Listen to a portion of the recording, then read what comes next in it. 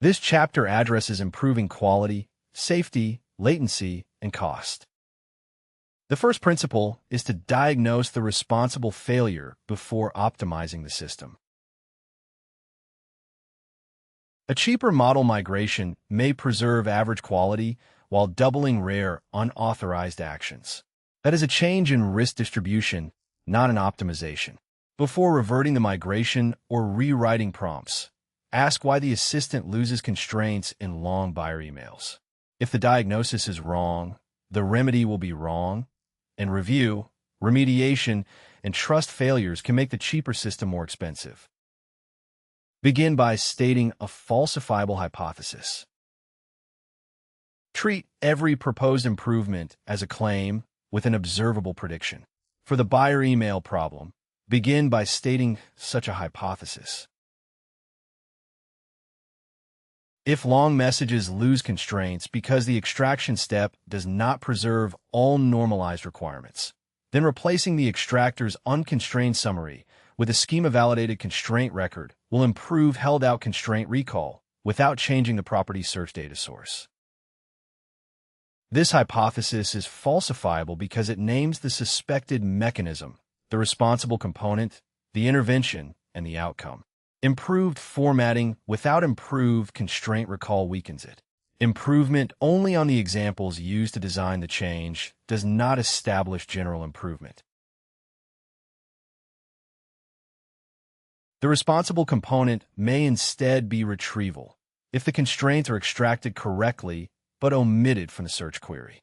It may be reliability, if context length, truncation, or unstable tool sequencing causes intermittent failures. It may be safety, if a preference is interpreted as permission to contact an agent or schedule a showing without confirmation. Or it may be economic, if routing difficult messages to a cheaper model increases retries, human review, or unsafe actions. These are different causes, even when the visible symptom is the answer is wrong. Use the cause, not the symptom, to select the intervention. An intervention should target the layer that can plausibly produce the failure.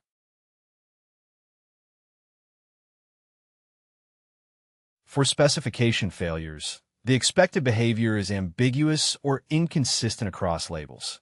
Clarify the contract, examples, or acceptance criteria, and evaluate agreement and policy adherence checks on ambiguous cases.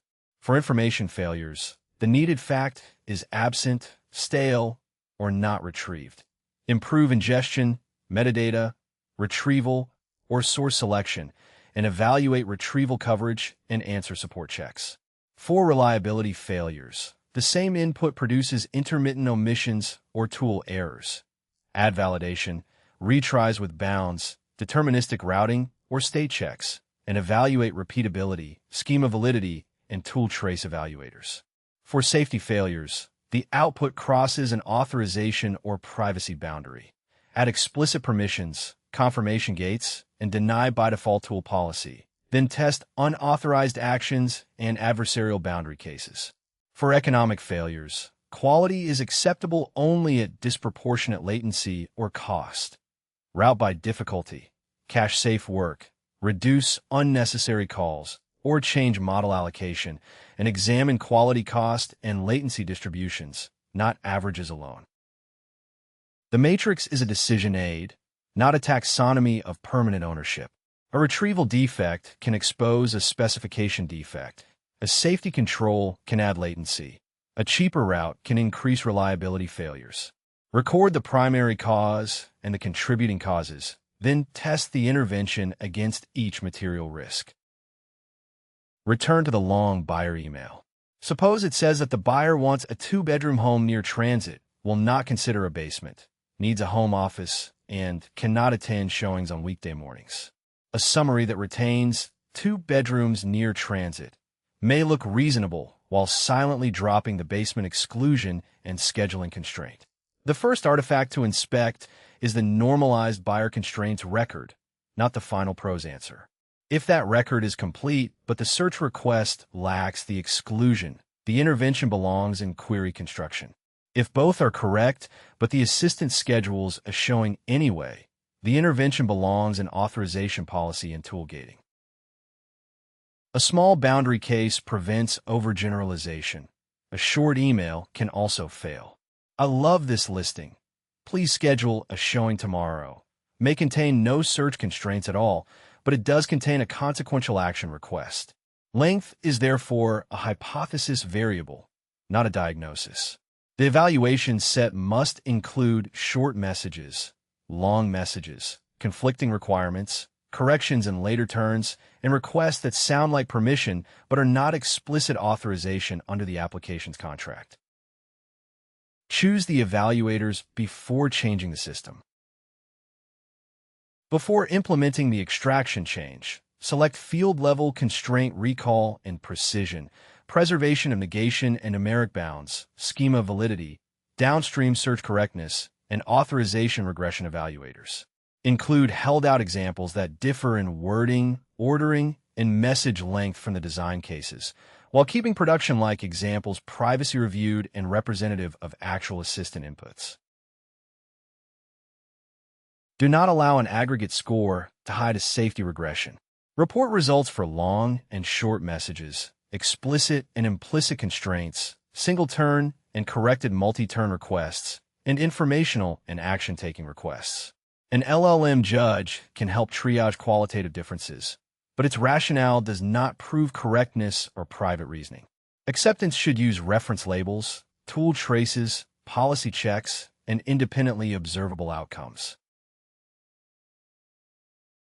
This intervention card makes the decision executable without connecting to email, calendars, browsers, or real databases. It identifies the owner, mechanism, evaluators, guardrails, and stop condition. The runner should import shared schemas, fixtures, and sandbox scorers. The card is configuration, not a replacement for those contracts. Each reference names a repository path or registry key and an immutable version or contract revision to resolve before execution. This intervention card configures a schema and validation comparison between a baseline extractor and a validated constraint record.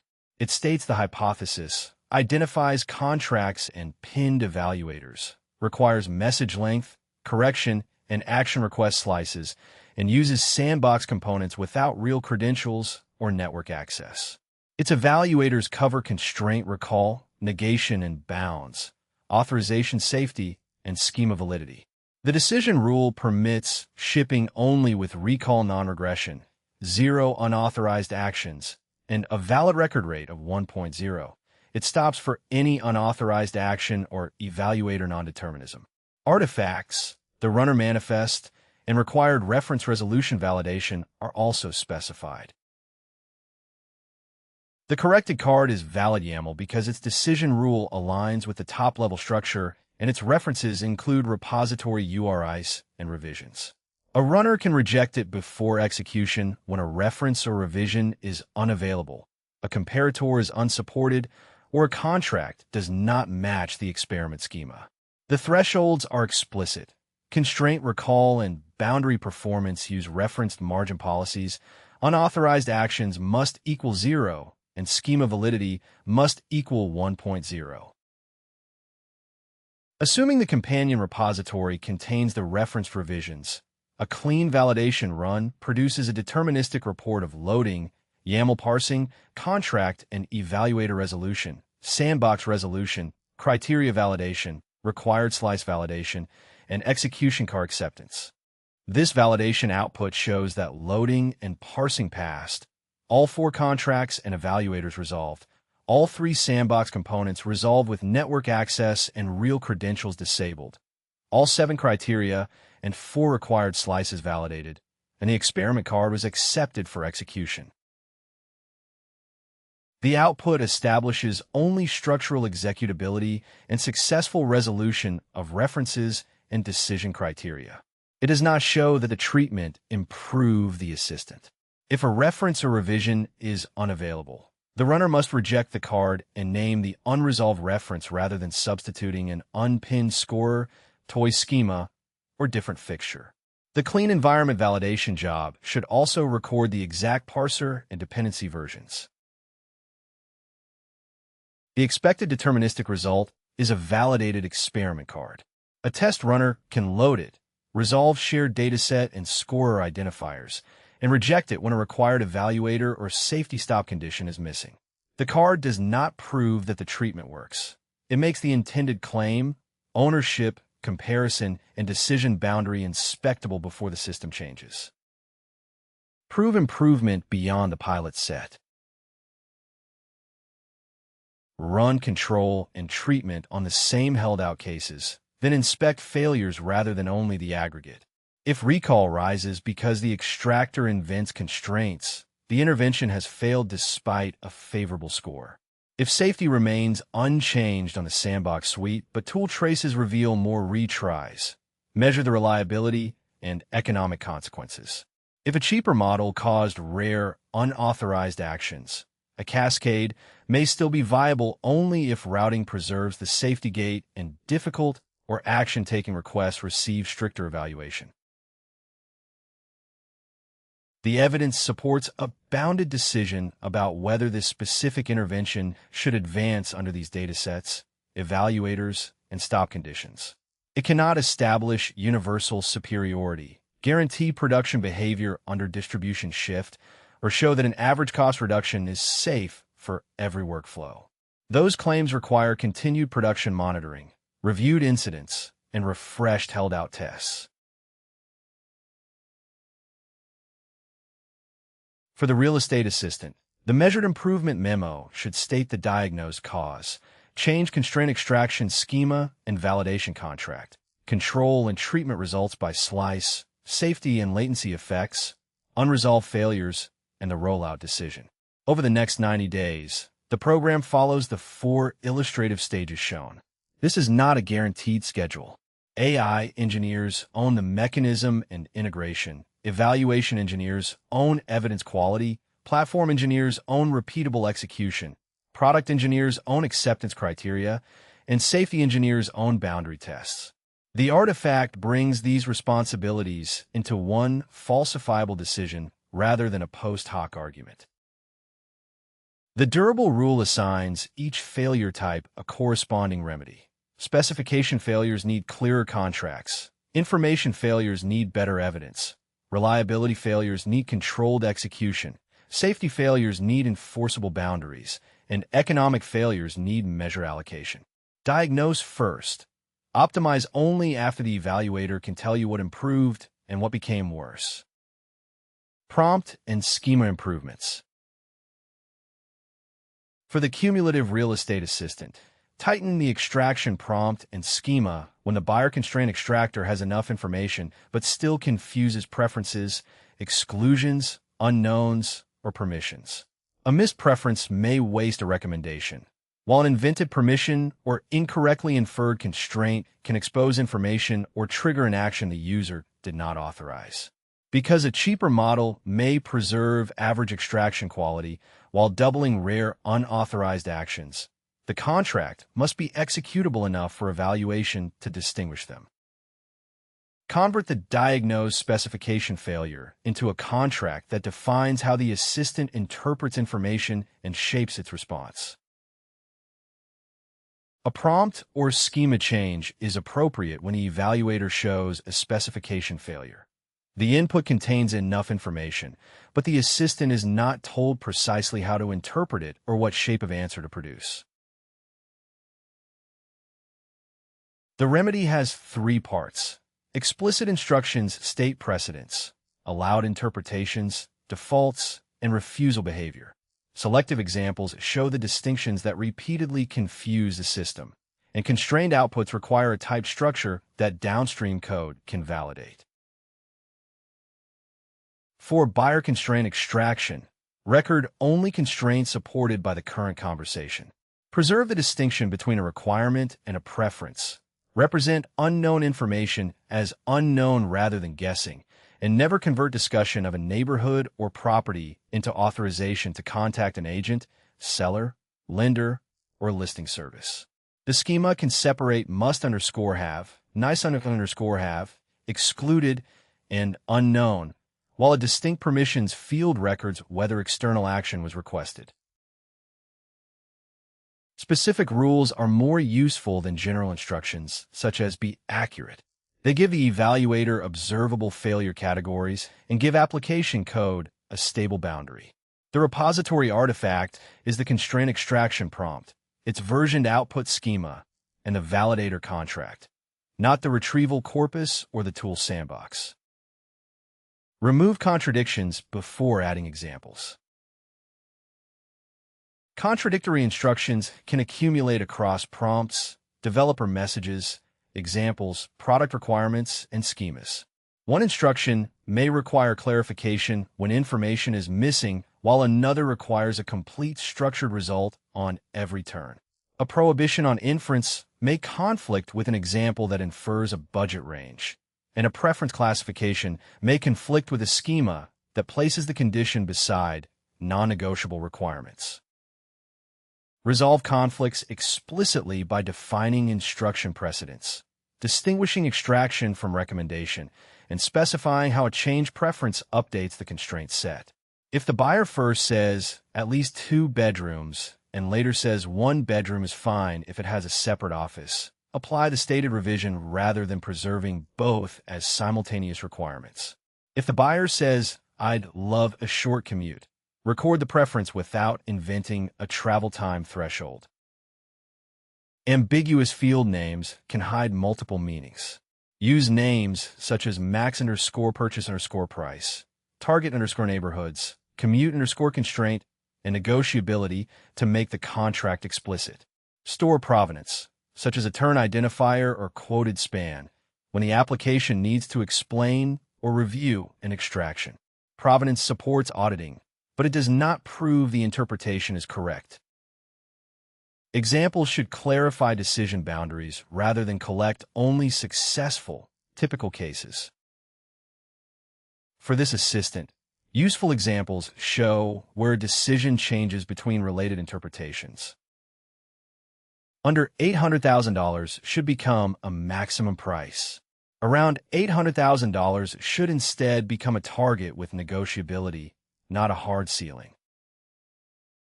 No HOA is an exclusion. By contrast, asking what HOA fees are like remains a question and does not become an exclusion. Find homes near my office does not authorize geolocating the user, contacting an employer, or sharing an address. I need a quiet street should not automatically become no children, no apartments, or another demographic proxy. It may remain a qualitative preference that requires clarification. In regulated or sensitive domains, seek domain review before making such examples production policy, and do not encode prohibited or unsupported inferences. Too many examples can make a prompt brittle, consume context, and encourage imitation of surface wording. Start with failures that recur across users or slices. Then remove examples that do not change decisions. Use the held-out set, rather than intuition, to decide whether an example changes decisions enough to justify its maintenance cost. This section makes the output enforceable. A typed output contract distinguishes valid data from plausible-looking text. A validator can reject unknown fields, malformed prices, impossible ranges, unsupported enum values, and permission flags that conflict with an action request. Validation should fail closed. Invalid extraction may be routed for repair or review, but must not flow directly into search filters, CRM updates, email, or calendar operations. The comparison artifact uses the repository's deterministic local sandbox and imports the shared typed constraint schema, held out fixtures, scorer, and evaluator. Only the variant-specific prompt and adapters are defined here. These are the canonical chapter interfaces. If paths have moved, update the imports to the corresponding repository modules rather than substituting local data classes, fixtures, or validators. This code compares a loose extraction prompt with a contract-oriented prompt through the shared type schema and side-effect-free sandbox. The variant factory creates provider-independent adapters that call the same sandbox evaluator with the same schema. The comparison loads held-out cases, scores the baseline and contract variant with the shared validator, asserts equal case counts, and requires the contract variant to have no more unauthorized action attempts than the baseline. It returns both reports and prints the report when run as a script. The deterministic report may, for example, show baseline exact match 0.0 with 2 unauthorized action attempts and the contract variant exact match 1.0 with 0 unauthorized attempts. Additional fields and formatting come from the pin score. The treatment must improve the buyer constraint decision without authorization errors, and the shared validator, not a local check, must enforce the contract. The sandbox must mock or block email, calendar, browser, database, and other consequential tools, so the example requires no credentials or external side effects. The imports preserve the cumulative assistance typed schema, shared fixtures, scoring, and adjudication behavior, and the earlier side effect boundary. Run the comparison from the companion repository with its pinned lock file and automated tests. Provider-specific adapters belong behind that interface. Test the shared validator for authorization conflicts, unknown fields, malformed values, and bypass attempts, because schema validation alone does not establish semantic correctness. Now, check that unrelated behavior still works. A prompt fix can improve extraction while damaging retrieval queries, multi-turn state, refusal behavior, latency, or cost. Rerun these unrelated slices, returning users who revise constraints, ambiguous budgets, accessibility-related needs, missing values, prompt injection attempts embedded in listing text, and turns that should trigger no tool call. Compare control and treatment by slice, not only by aggregate score. Inspect invalid output rates, unauthorized action attempts, clarification burden, latency, and cost alongside extraction accuracy. The evidence may support adopting a contract variant for buyer constraint extraction in the sandbox and expanding held-out coverage. It cannot prove production safety under distribution shift, universal interpretation of qualitative preferences, or justify enabling consequential tools without separate authorization tests and monitoring. A passing validator confirms structural and policy checks, not semantic correctness. Failures may arise from incomplete conversations, unseen languages or forms, changed meaning across turns, or missing policy boundaries. Those cases require reviewed fixtures, adjudication, or a different intervention. For the AI engineer, this is daily integration work, translating an observed failure into prompt and schema versions, wiring validators into the service boundary, and preserving regression fixtures.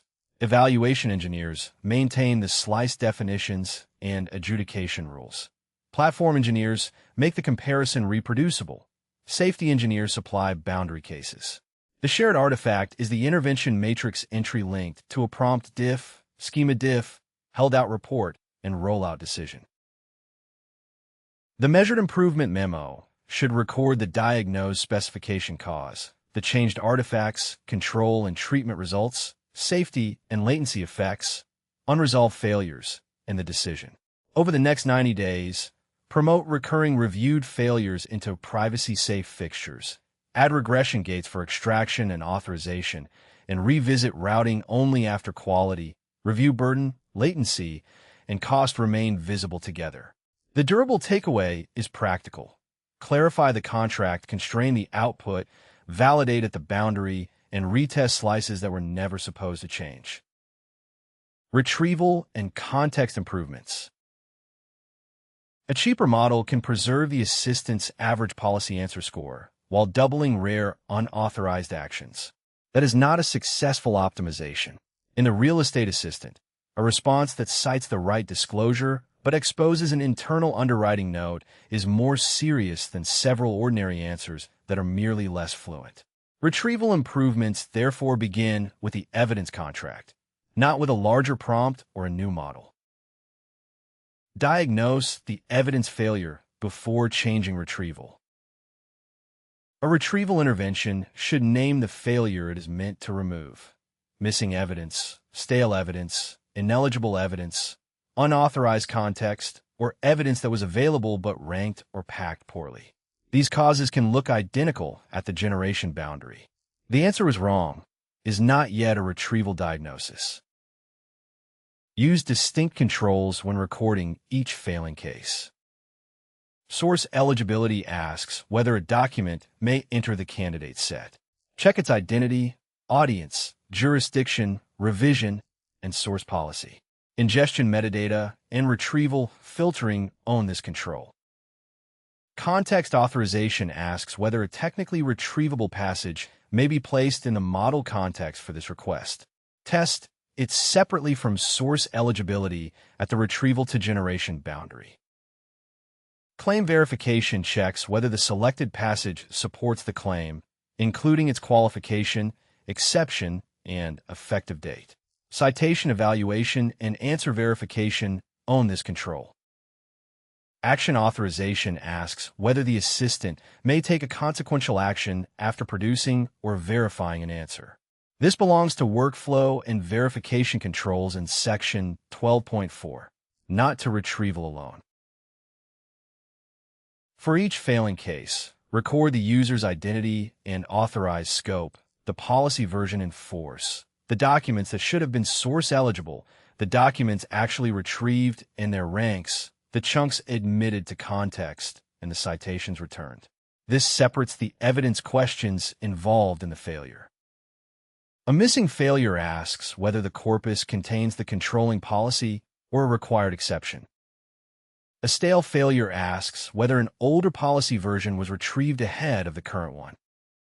An ineligible failure asks whether the source should have been excluded by audience, jurisdiction, revision, or source policy. Ask whether the correct evidence was retrieved but then displaced, truncated, or separated from the qualifying exception because of ranking or context packing.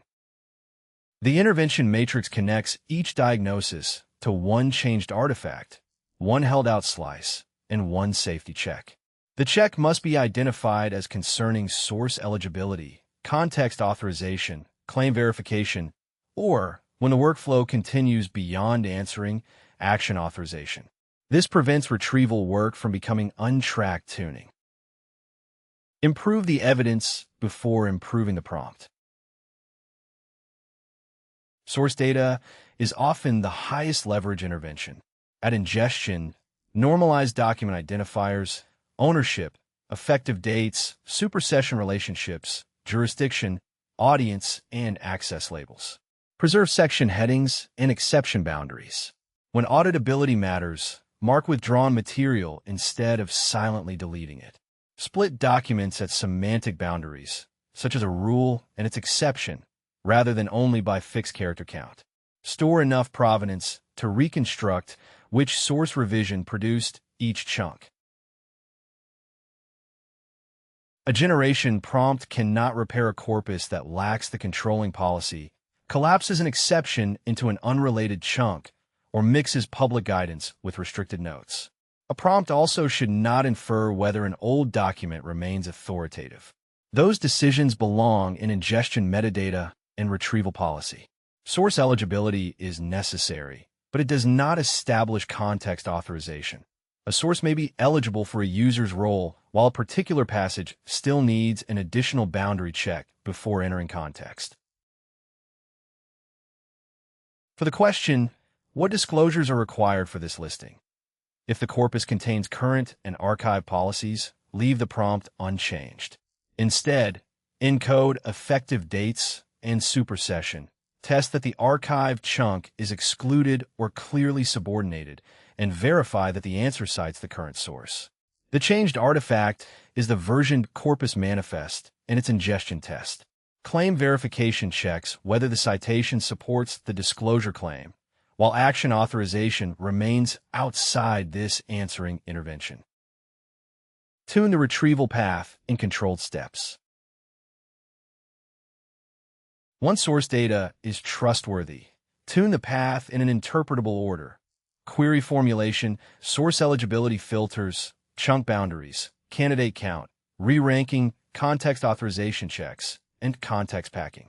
Change one meaningful factor at a time when possible.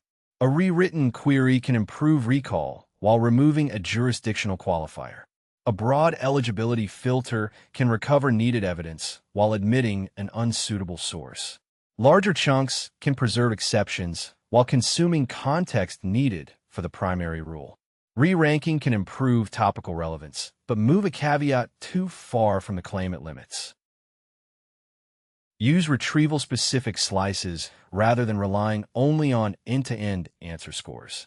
Include exact policy questions, paraphrases, multi-condition questions, superseded policy traps, empty result cases, source eligibility cases, and context authorization boundary cases. Measure whether the required evidence appears in the eligible set, whether it survives re-ranking and packing, whether the passage is authorized for context, and whether the final citation points to the supporting passage. An answer-level judge can help prioritize review, but its rationale is not proof that a citation supports the claim. For the assistant, a focused ablation should compare a permissive baseline with progressively safer treatments, version and source eligibility filtering, then re-ranking, then a bounded context packing step that keeps the controlling rule and its exception together. Keep the query set, corpus snapshot, source eligibility fixtures, context authorization fixtures, and generation settings fixed. The experiment should emit a deterministic report showing which treatment recovered the controlling passage, whether the current version outranked the superseded one, whether the packed context retained the exception, whether the passage was authorized for context, and whether any restricted passage entered context. A quality gain that comes with a new context authorization failure is rejected, even if its average score rises. The experiment does not decide whether a downstream tool call is allowed. That is an action authorization decision handled by Section 12.4's workflow controls. The Python artifact below implements that narrow decision without contacting a provider or a consequential tool. It is deliberately a test-only adapter for the standalone listing. In the companion repository, the import path at the top is replaced by the shared document schema, fixture loader, scorer, and sandbox components established earlier. The adapter preserves the fields those shared components must provide: document identity, revision status, audience, source eligibility scope, passage text, and citation support, rather than silently introducing an incompatible production contract. This test-only adapter defines the evidence chunks and evaluation cases, scores recovery, citation support, unauthorized context, and stale selections, and performs deterministic retrieval evaluation. The expected output is: the deterministic fixture produces one case in each evaluation. The baseline recovers the passage, but includes unauthorized and stale context. Both the filtered treatment and the re-ranked treatment recover the passage, support the citation, retain the exception, and report no unauthorized or stale selection. The exact dictionary is deterministic for this fixture. The baseline admits the restricted underwriting note and the superseded policy because it has no source eligibility or freshness filter. The filtered treatment removes both risks while retaining the controlling passage and its exception. Re-ranking remains a separately visible treatment dimension, and the pack limit makes the result about the context actually delivered to generation rather than the larger candidate set. The assertions express the release condition. Source eligibility and freshness filtering must reduce unauthorized and stale context without sacrificing the target evidence, its citation support, or the exception. They do not authorize any consequential action. In the companion repository, replace evidence chunk, evaluation case, adapter scorer, and fixture with the shared schemas, fixture loader, scorer, and sandbox imported from earlier chapters. Keep the adapter only under a test-only module if a clean, standalone execution is needed. Run the repository version with pinned dependencies, automated tests, a fixed corpus snapshot, and source eligibility and context authorization fixtures. Production hardening still requires the real access model, version-aware ranking, adversarial cases, chunk and citation tests, structured logs, and independent review. The lexical scorer is an experiment scaffold, not a production retriever. Citation quality and context authorization must be re-evaluated together because they are related but distinct parts of evidence review. A citation may be relevant without being authorized for the request, authorized without supporting the specific claim, or supportive of a rule without covering its exception or effective date. Evaluate source eligibility, context authorization, claim support, and freshness separately. A citation marker alone is not evidence.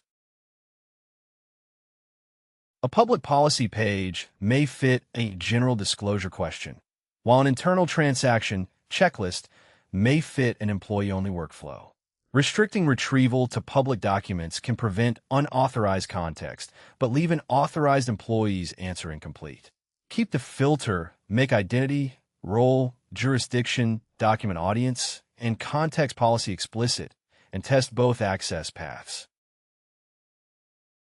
The intervention record should identify the corpus manifest, source eligibility policy, context authorization rule, chunking and re-ranking configurations, packing rule, claim verification evaluator, and authorization slices. Compare control and treatment on held-out policy questions, unsupported claim rate, citation support, unauthorized context, latency, and cost. Report action authorization outcomes separately when tools can be triggered. State the decision supported by the evidence, but do not claim production safety under distribution shift, universal correctness of policy interpretations, or authorization for consequential actions. AI engineers integrate retrieval while preserving the boundary between evidence and generation. Evaluation engineers maintain slices and adjudication rules for claim verification and context authorization. ML platform engineers make corpus snapshots and ablations reproducible. Product engineers expose source freshness and eligibility failures. Safety engineers provide adversarial authorization cases and review action authorization gates. The shared artifact is a traceable intervention record, not a leaderboard number. The next 90 days should promote reviewed retrieval failures into privacy-safe fixtures, add gates for stale source, source eligibility, and unauthorized context regressions, compare quality with latency and cost, and sample production traces for new document types. This is an illustrative horizon, not a time-sensitive commitment. Repair the evidence, constrain eligibility, authorize context explicitly, verify claims against citations, and require gains to survive held-out evaluation before changing the assistant. Consequential actions require a separate action authorization and verification decision. Workflow and verification changes are required before the assistant turns listing claims into client communications.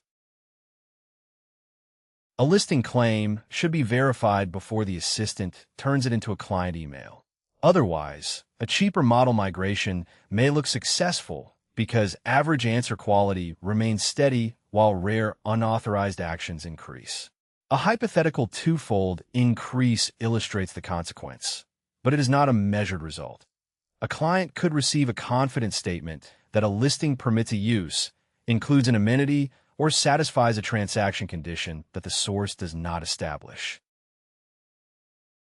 Improve the assistant by changing the workflow rather than only the prompt. Decompose the task into claims, calculations, evidence checks, and communication. Put deterministic work in code. Verify high-impact claims against an independent source or rule. Retry only bounded and recoverable failures, and escalate ambiguous cases to a person. Measure each added control for latency, cost, and new failure paths. Use a controlled workflow rather than relying on a fluent answer. For the cumulative real estate assistant, organize the revised path into stages.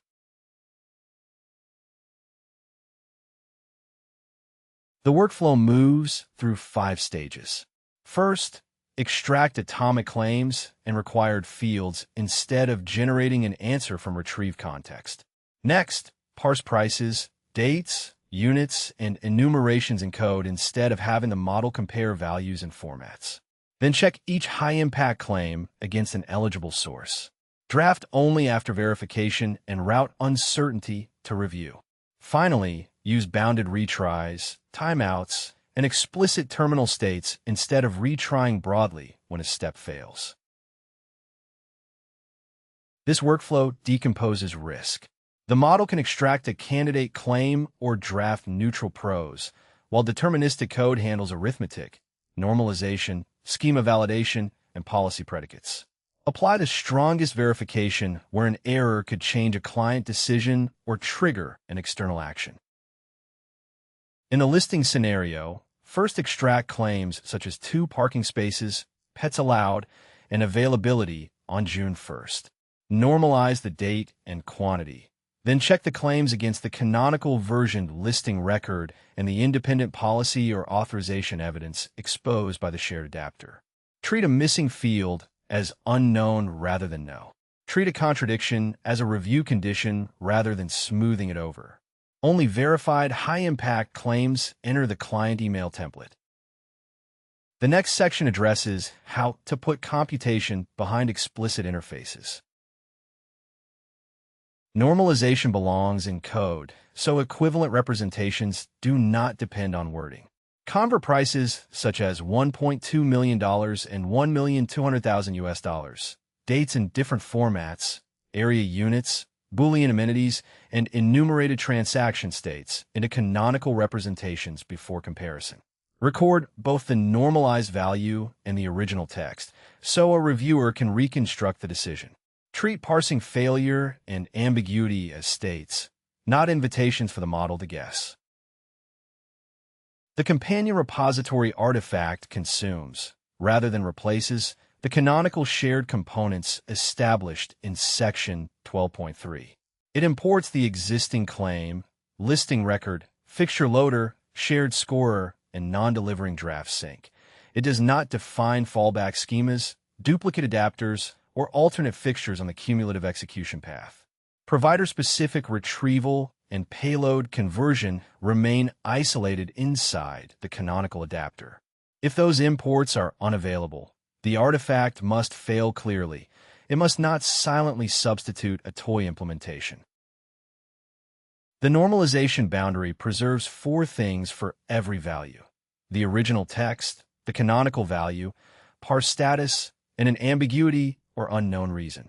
It applies the same boundary to baseline and verified paths, so an apparent quality improvement cannot be caused merely by changing the parser.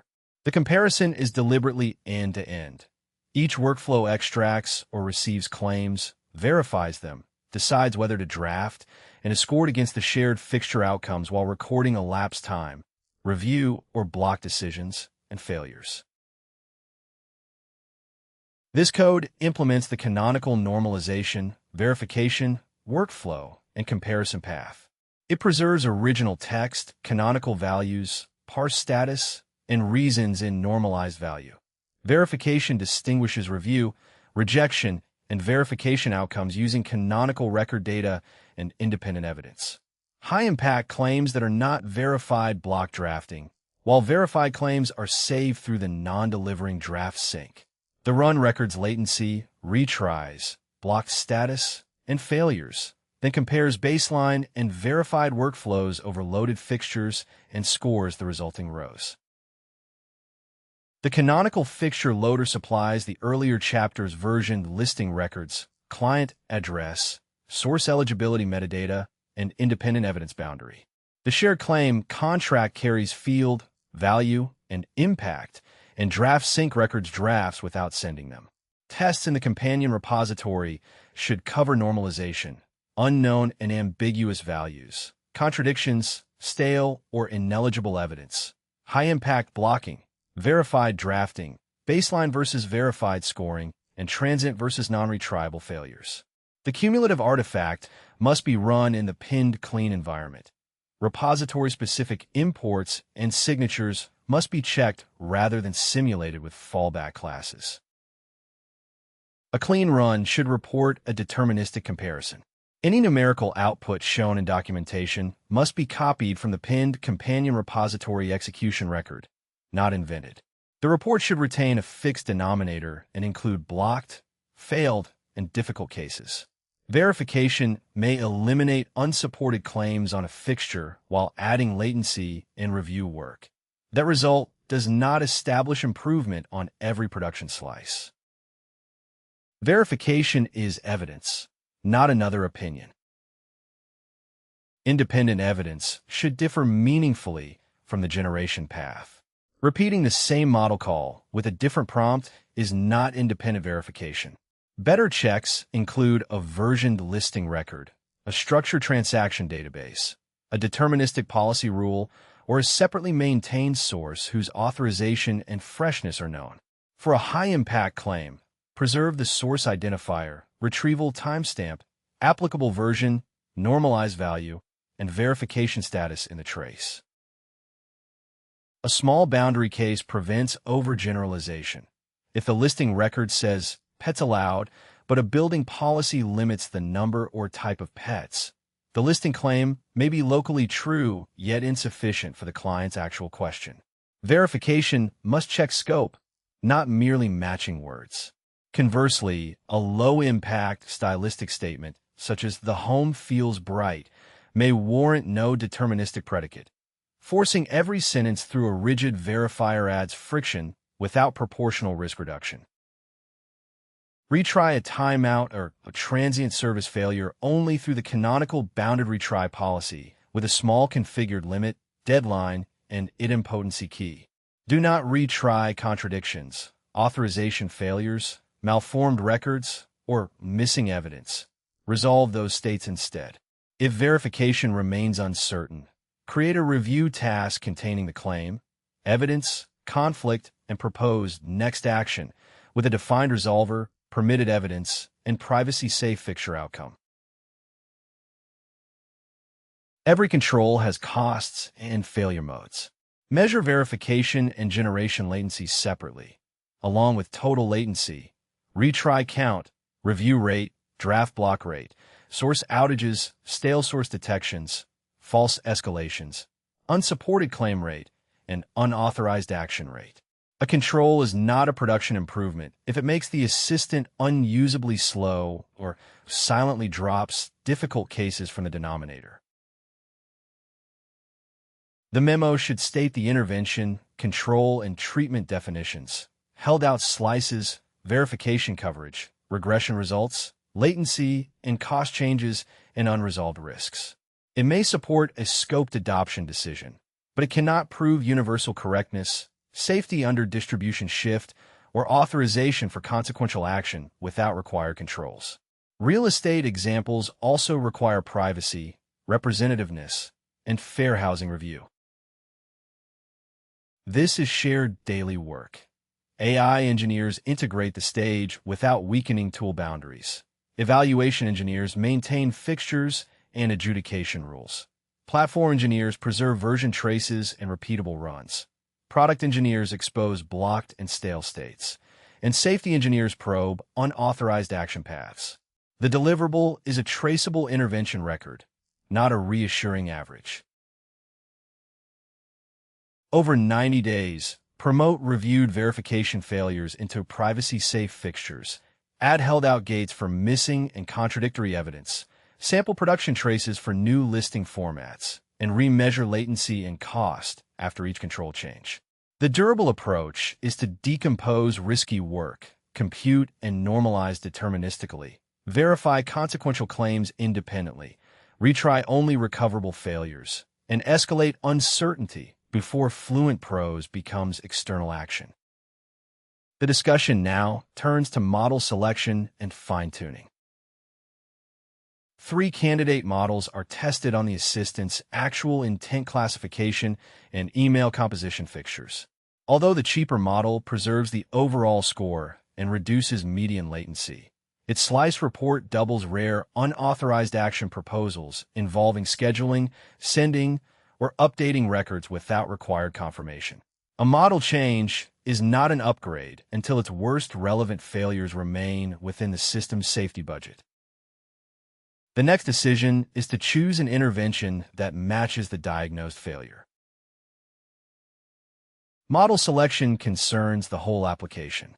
Choose a stronger general model when difficult reasoning, ambiguity, long or conflicting evidence, or nuanced composition remain insufficiently controlled by prompting and deterministic verification. Choose a smaller model when the task is narrow, the output contract is strict, error costs are bounded, and evaluation passes every relevant gate. A specialized model may fit stable, repetitive tasks when enough representative, high-quality training examples exist. Diagnosis determines the intervention. Confusing a request to request a showing with confirmation of a showing may call for a state machine or confirmation check. Extracting the wrong price among several prices may require better retrieval and claim verification rather than a larger model. Awkward but policy-compliant email may justify a composition prompt or fine-tuning experiment. Replacing the model without identifying the cause only moves errors between slices. In the bake-off, Model A is the current general model, Model B is smaller and lower latency, and Model C is a specialized classifier paired with a general model for email composition. The durable comparison is capabilities, contracts, and measure behavior. Each candidate receives the same version fixtures, retrieved evidence, conversation state, tool permissions, and output schema. Intent classification uses adjudicated labels. Email composition is scored for required facts, unsupported claims, tone constraints, and refusal or escalation behavior. Tools remain sandboxed, so candidates cannot send email or alter a calendar. The comparison should reflect how candidates perform on the application's own data. Run candidates on ordinary requests and failure-revealing slices, ambiguous intent, missing listing fields, contradictory evidence, long conversation history, prompt injection in retrieved text, request for an action without confirmation, and composition containing sensitive or policy-relevant details. Keep a held-out set separate from prompt editing and threshold selection. Otherwise, apparent gains may simply memorize development fixtures. Record model and prompt versions, retrieval inputs, tool permissions, output validity, adjudicated quality, latency, token or resource usage, and failure category. Aggregate quality helps with triage, but release decisions should be gated by critical slices. Improving email style while weakening authorization checks changes the assistant's risk profile and is not a neutral trade.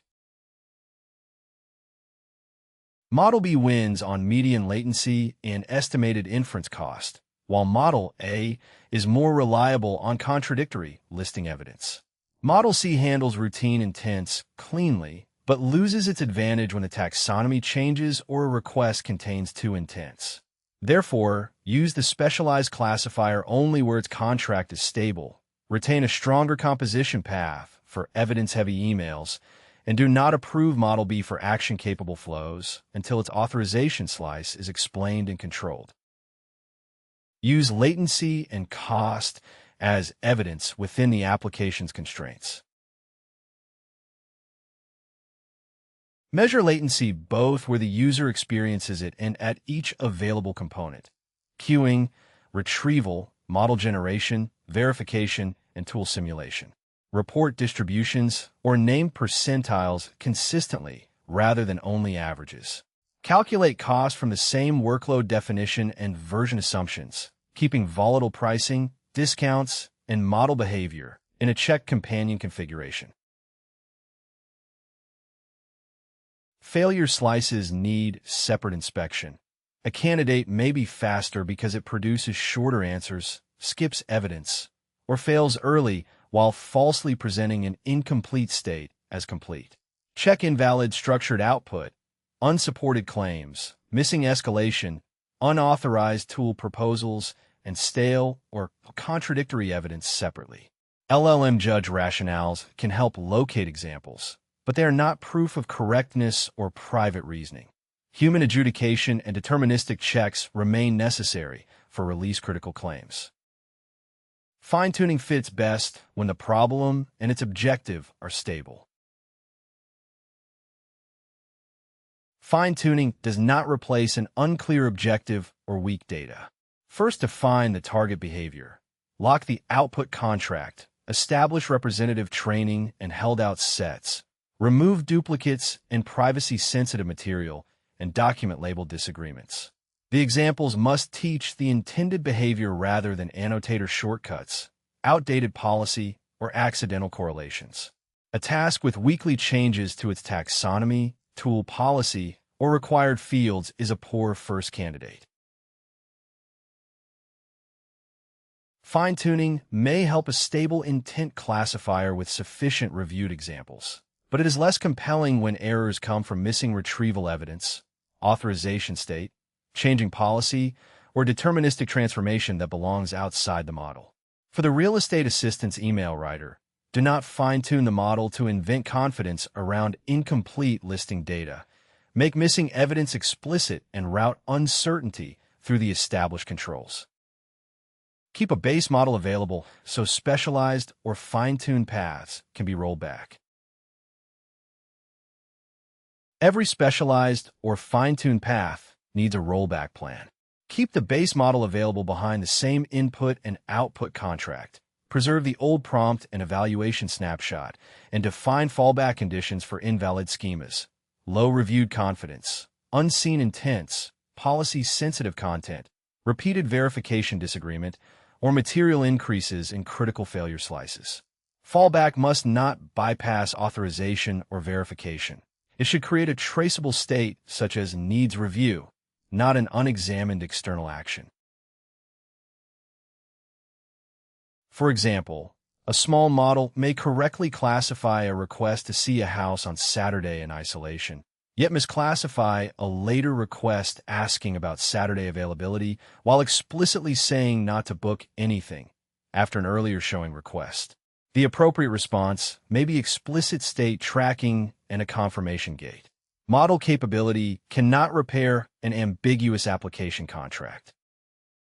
This section focuses on the artifact that connects bake-off evidence to an engineering decision.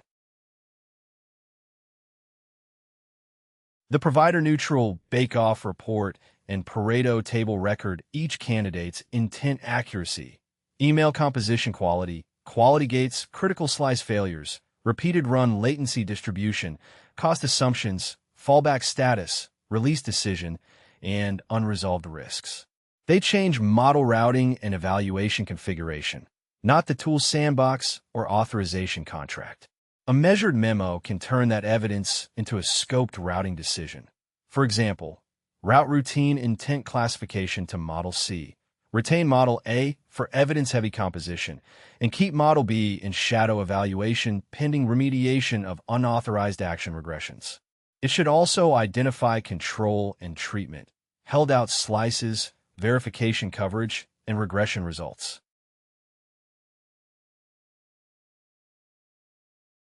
That evidence supports a scoped adoption decision.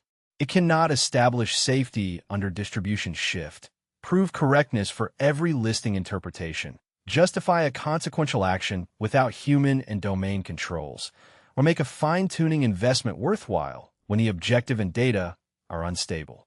Privacy, representativeness, and fair housing review remain required for real estate fixtures and deployment decisions. The artifact is the handoff between diagnosis and release. Evaluation engineers maintain adjudicated slices and gates. ML platform engineers make runs reproducible and route fallbacks. Product engineers expose blocked and stale states. And safety engineers probe unauthorized paths. The daily responsibility is to preserve evidence that makes a model choice reversible. Over the next 90 days, maintain the comparison through these steps. Freeze a version baseline. Add reviewed counterexamples. Sample privacy-safe production traces for new listing formats. Rerun critical slices after every model or prompt change, and review whether specialized objectives remain stable. Then choose the smallest or most specialized model that passes hard gates.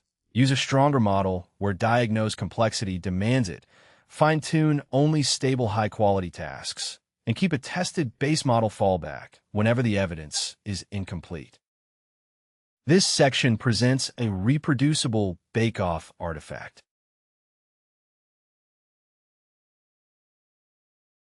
When run from the companion repository, the example uses the shared case, scorer, and sandbox adapter interfaces from companion_repo, the evaluation.shared. As a standalone teaching script, its interface-compatible fallback definitions keep it executable in a clean environment, but they are not production schemas. In the companion repository, remove the fallback block and use the pinned shared modules and fixtures directly. Provider-specific adapters remain outside the report logic.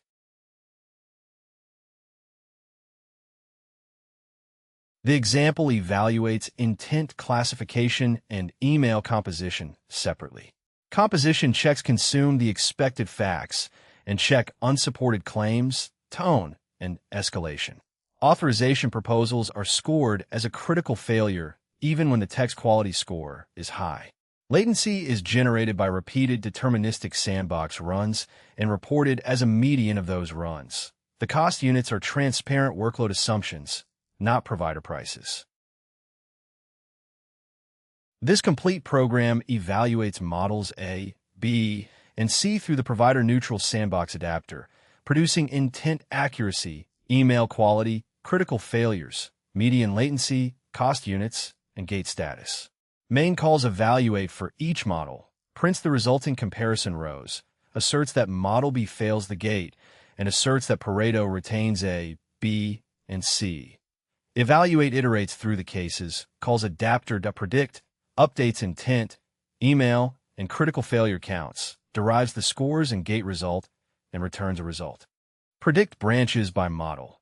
A returns the expected case values. B changes the contradictory evidence and authorization behavior, and C changes the contradictory evidence intent while retaining the email facts.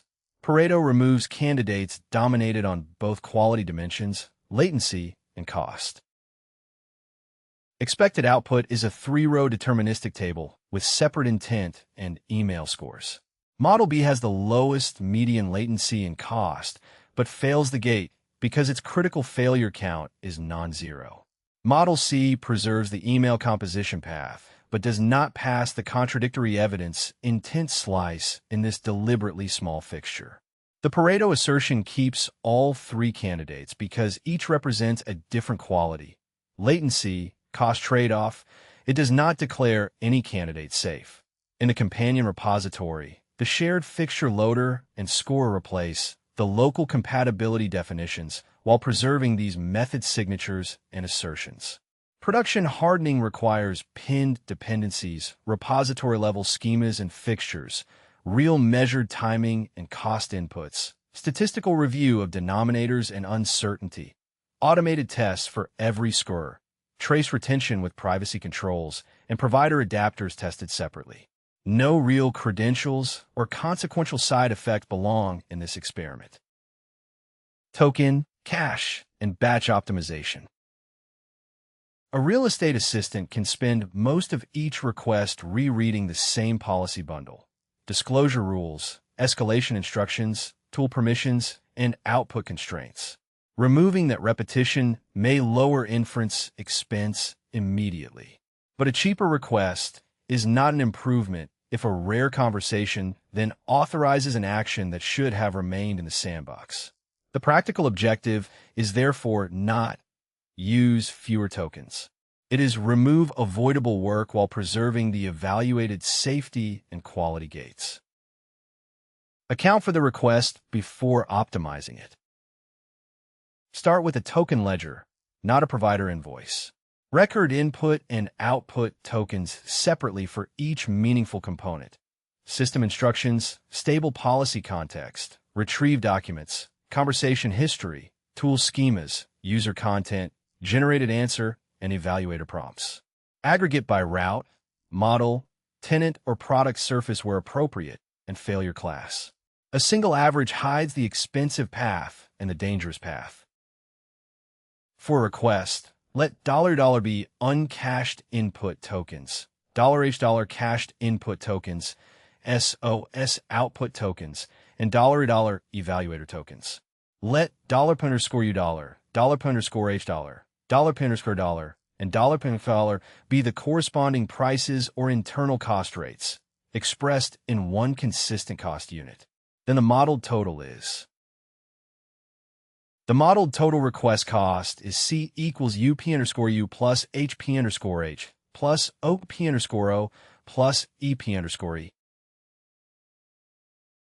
Do not embed a vendor's price, cash discount, or batch discount. If cash token accounting is unavailable, use a measured or conservative estimate and label it. Include asynchronous evaluator costs in the product's operating model, even when they are absent from the online request path. A representative request has 1,200 uncached input tokens, 3,000 cache tokens, 500 output tokens, and 2,000 evaluator tokens. Apply the illustrative internal rates of 1.0, 0.25, 2.0, and 0.5 cost units per 1,000 tokens, respectively. C equals 1,200/1,000, 1.0 plus 3,000/1,000, 0.25 plus 500/1,000, 2.0 plus 2,000/1,000, 0.5 equals 3.95. The numbers are placeholders for the method, not a pricing claim. Measure which term can actually move. Shortening output may help less than making a repeated policy prefix cache eligible, while reducing evaluator frequency may make online traffic cheaper but weaken regression detection. Make repetition visible and cacheable. Where provider caching supports it, place the invariant system contract first, followed by version policy and safety instructions, stable tool schemas, retrieved evidence, conversation state, and the current user request. Keep request identifiers, timestamps, random examples, and changing policy text out of the prefix. Treat caching as an observed optimization because behavior may depend on exact byte matching, minimum lengths, retention, or request shape. The repeated policy context is a good candidate for caching.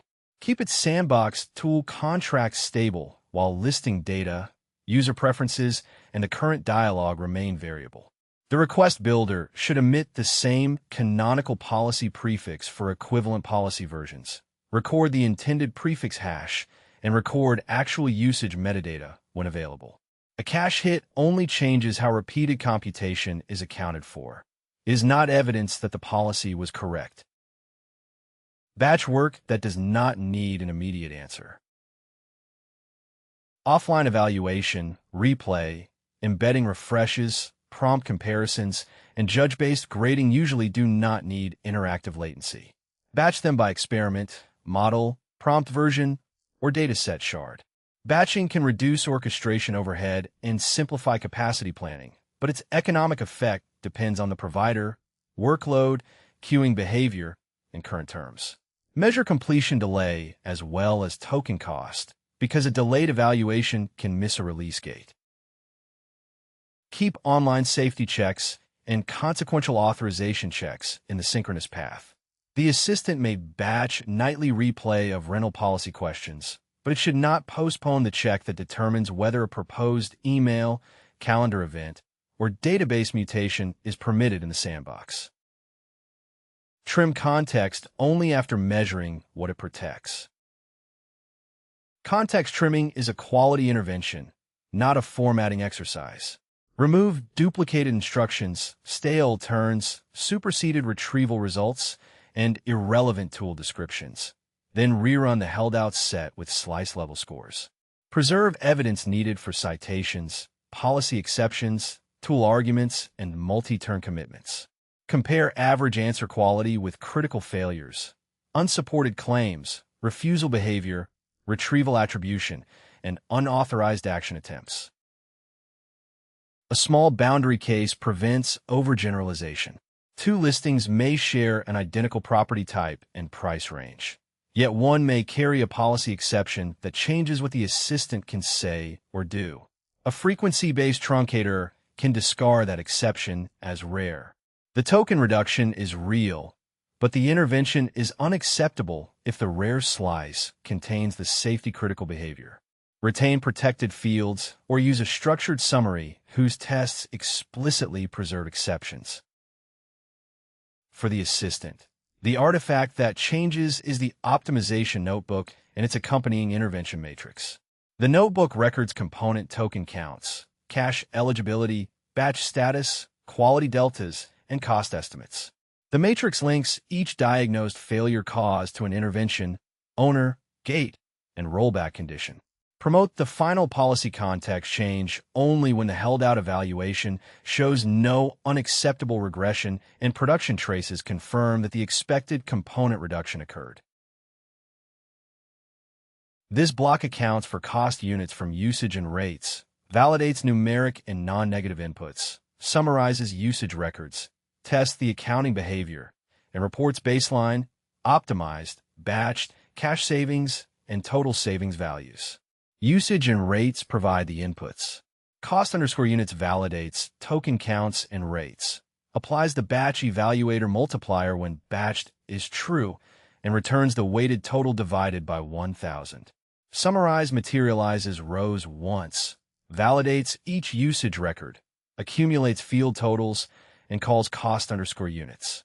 Test_accounting checks list, one-shot iterable, empty input, and malformed record behavior.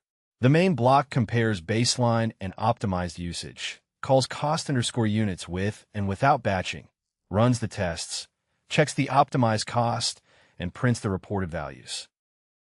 Expected output is the supplied code/output records these values. The script compares an uncached baseline with policy prefix optimization, then applies a caller-supplied batch multiplier to evaluator work. The multiplier must reflect measured internal behavior or be 1.0 when no batch effect is established.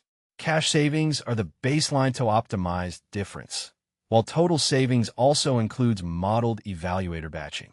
Tests cover multiple records, lists, one-shot generators, empty input, malformed records, and numerical cost calculation, but the script does not call a provider, infer actual cache hits, tokenize arbitrary model text, or represent Q latency. Production evaluation therefore requires those measurements in a latency or freshness gate.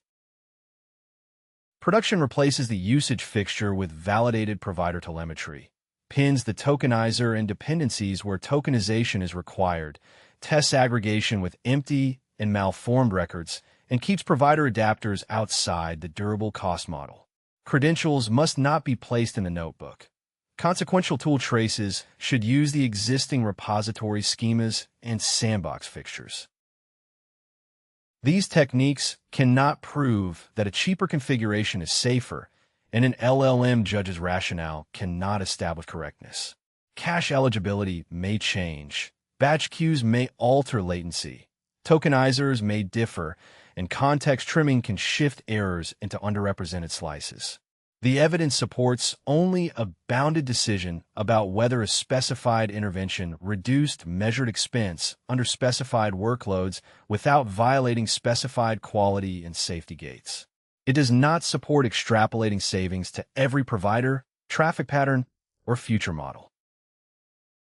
For AI engineering, this is a routine trace and experiment task. Evaluation and safety engineering add protected slices and regression gates. ML platform engineering provides instrumentation, canonical request construction, and batch reliability. Product engineering ties cost changes to user-visible quality rather than an isolated invoice metric. The improvement memo should state the baseline, intervention, changed token components, cache and batch assumptions, held out results, production confirmation, and rollback trigger. Over 90 days, instrument every route, establish protected safety slices, replay representative evaluations regularly, review cost-quality trade-offs, and promote only gains that survive offline and production checks. That evidence becomes the input to the next routing decision. Which requests deserve escalation and which can safely remain on a cheaper path. Model cascades and routing. A small model can classify routine listing requests, while a stronger model handles ambiguous constraints, policy-sensitive questions, and requests that may trigger tools. Most traffic can therefore use a cheaper, faster path without accepting the small model's worst mistakes. The cascade must be a measured routing policy with a held-out threshold, explicit safety gates, and production telemetry. It is not simply a fallback based on perceived uncertainty. The routing decision.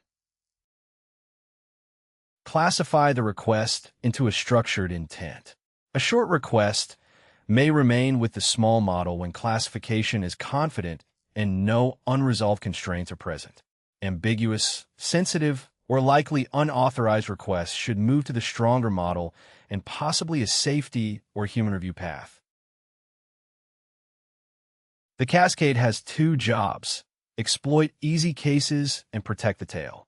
Escalate when confidence is low. The input is outside the routing model's supported distribution. A protected policy condition is detected where the proposed action exceeds the small model's authority. Classification confidence is only one signal. It is not permission. We will define each of the four terms next. The oracle is the reference outcome used for evaluation, such as a reviewed label, an approved action decision, or another task-specific truth record. It may be incomplete or noisy, but it is the benchmark against which routing quality is judged. A proxy is the runtime signal used to predict whether the small model result is acceptable. It might be calibrated confidence, the margin between the top two classes, a structure validation result, or a safety detector. A proxy is not the oracle. Target quality is the minimum acceptable performance for the small path on the relevant slice. The gate and its protected slices must be defined and reviewed before threshold tuning. Zero tolerance is not a universally implementable metric. Confidence is the model or router's numerical estimate associated with its result. Raw confidence is not automatically calibrated. A value of 0.9 need not mean that 9 of 10 comparable predictions are correct. Next, turn to calibration using held-out evidence. Use a training or calibration partition to fit the router or calibrate its scores. Then choose the threshold on data not used for that fitting. Keep the final test partition untouched until the routing rule is frozen. Repeated tuning against it makes it no longer a meaningful held-out check. The supplied example is a deterministic threshold selection fixture, not a statistical calibration algorithm. Production calibration should fit its calibrator on the calibration partition and report its held-out results separately. Select the threshold against target quality and the cost of escalation, not an attractive average. The conservative rule accepts the small model classification only when calibrated confidence is at least T. The request passes schema validation. No protected safety flag is present, and the requested operation is within the small path's authority. Everything else escalates. The threshold may differ by intent or slice, because one global number can hide poor performance on tool actions or sensitive housing questions. Agreement measures whether two systems produce the same answer, while truth measures whether an answer matches the oracle. Systems can agree on a shared mistake or disagree when the small model is correct. Report small versus strong agreement and truth-based quality for the accepted path, escalated path, and complete cascade. Report safety-critical false negatives separately. An LLM-Judge's explanation can help triage an example, but it is not proof of correctness or private reasoning made observable. Cost and tail behavior. Let n be the number of requests, p, t. The fraction accepted by the small model at threshold t, c_s the small model call cost, c_l the stronger model call cost, and c_ any additional routing cost. Under the small first, sequential call graph, every request pays routing and small model cost, while the fraction 1, T, that escalates also pays for the stronger model. C, T, égale C-R plus C-S plus un moins P, T, C-L. The equation assumes that routing and the small call occur for every request, that an escalated request receives both calls, and that costs are additive. If routing sometimes occurs before either model, or requests are hedged or retried, rewrite the accounting to match the actual call graph. Measure P, T from the evaluation set and production traces. Do not presume it is monotonic in every unusual deployment.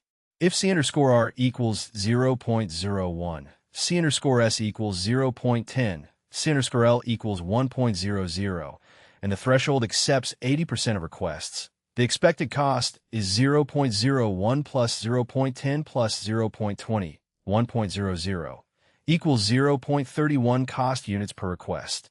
Under this call graph and workload, the cascade reduces expected inference expense relative to sending every request to the stronger model.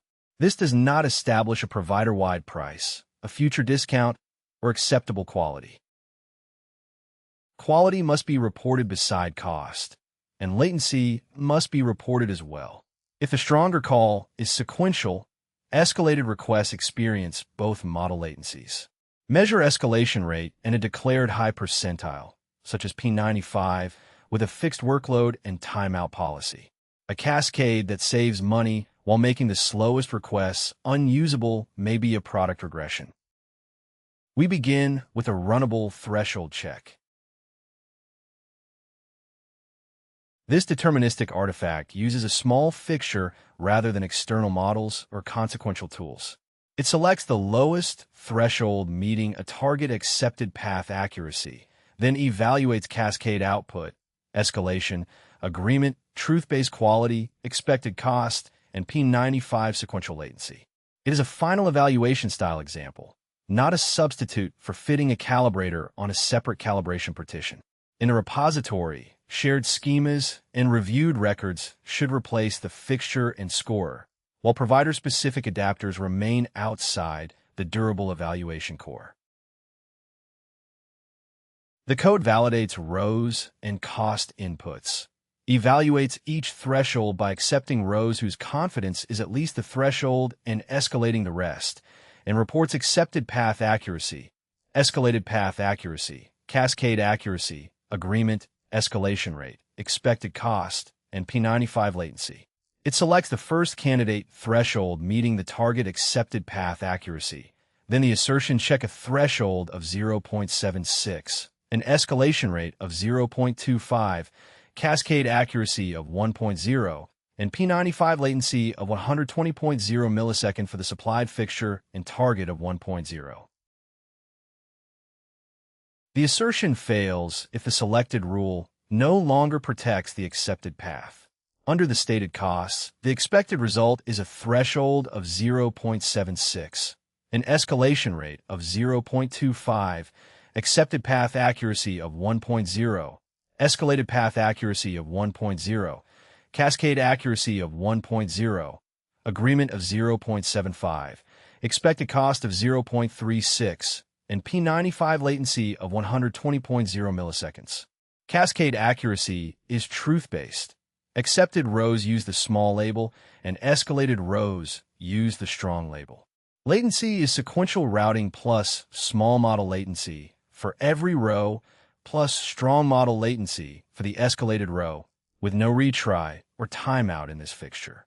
Production tests should define timeout behavior and cover invalid inputs, threshold boundaries, safety gates, and the telemetry event schema. A high-confidence prediction can still be wrong when a request is out of distribution or contains a hidden authorization problem, so confidence does not override a protected rule.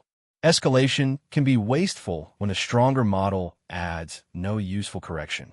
The evidence supports choosing a threshold for a defined calibration procedure, evaluation dataset, oracle, call graph, latency policy, and target quality.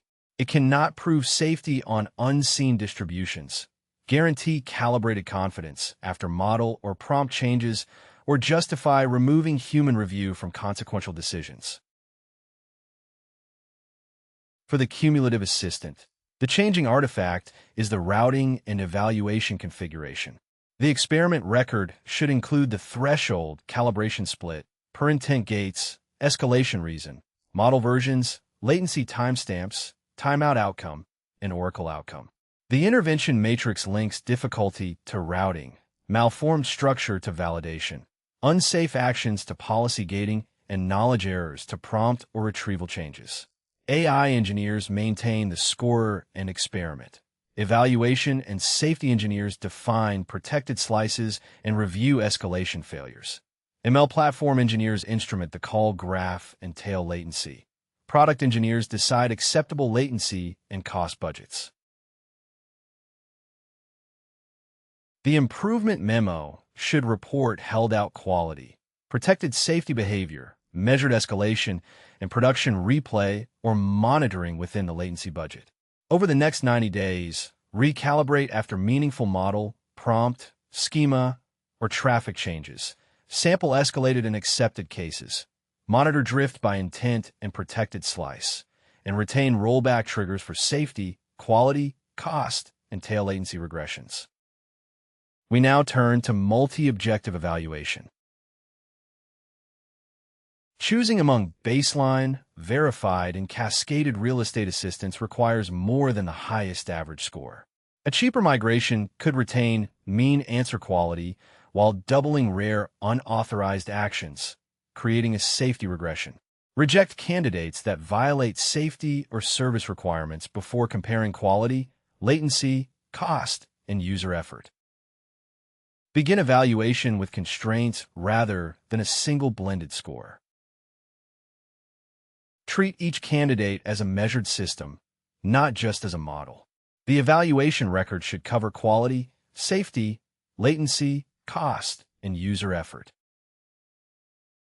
Quality includes whether answers are correct, supported by retrieval, valid in their structured format, and successful at completing tasks across intents and protected slices.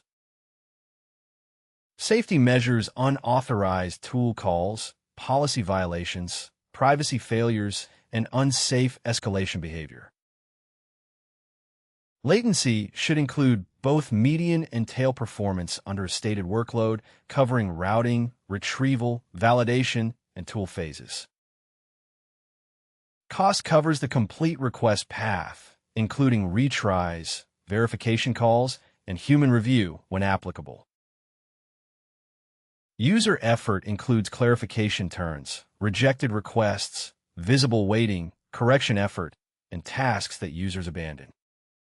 First, define gates that cannot be traded away.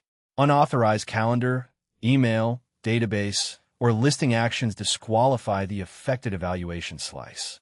Exceeding the latency ceiling, violating a required schema contract, or sending unsupported claims into a consequential workflow can also reject a candidate.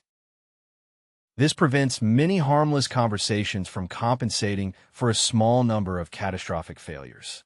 A weighted average describes overall performance, but it cannot establish deployment acceptability unless protected failure conditions have already been enforced. The baseline is reliable but expensive. The verified assistant adds structured validation and policy checks.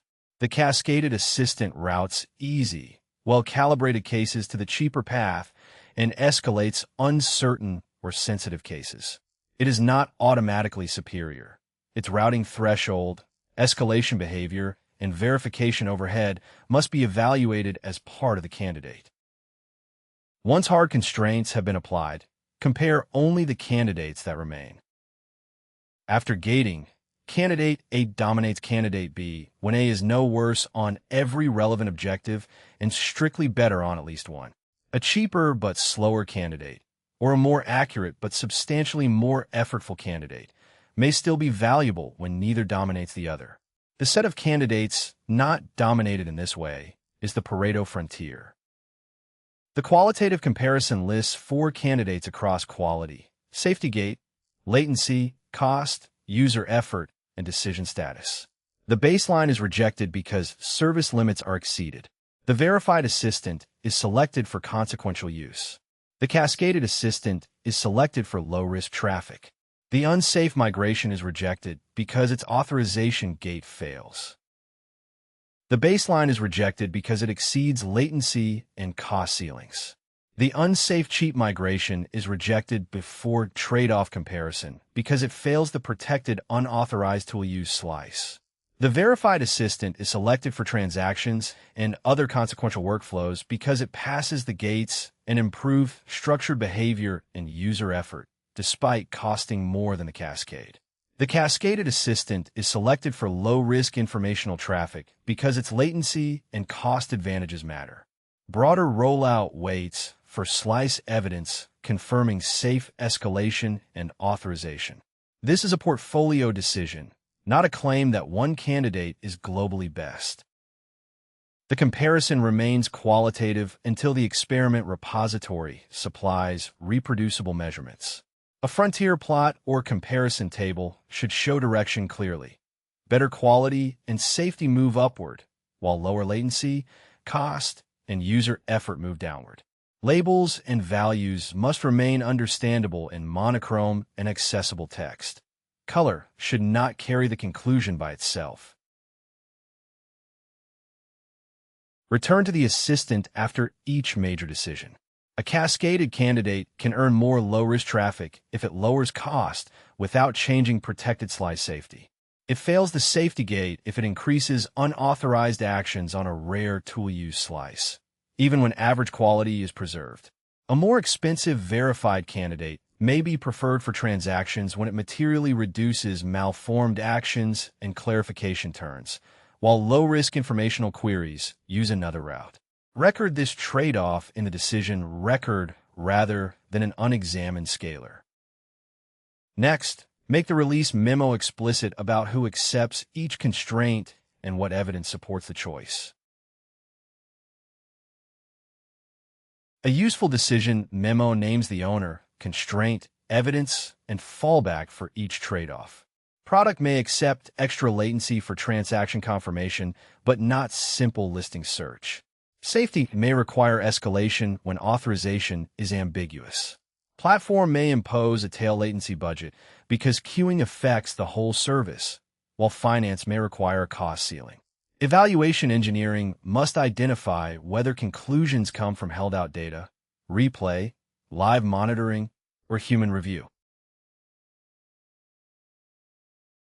For this release, use verified routing for consequential actions and cascaded routing for low-risk informational requests. Do not roll out the unsafe cheap migration.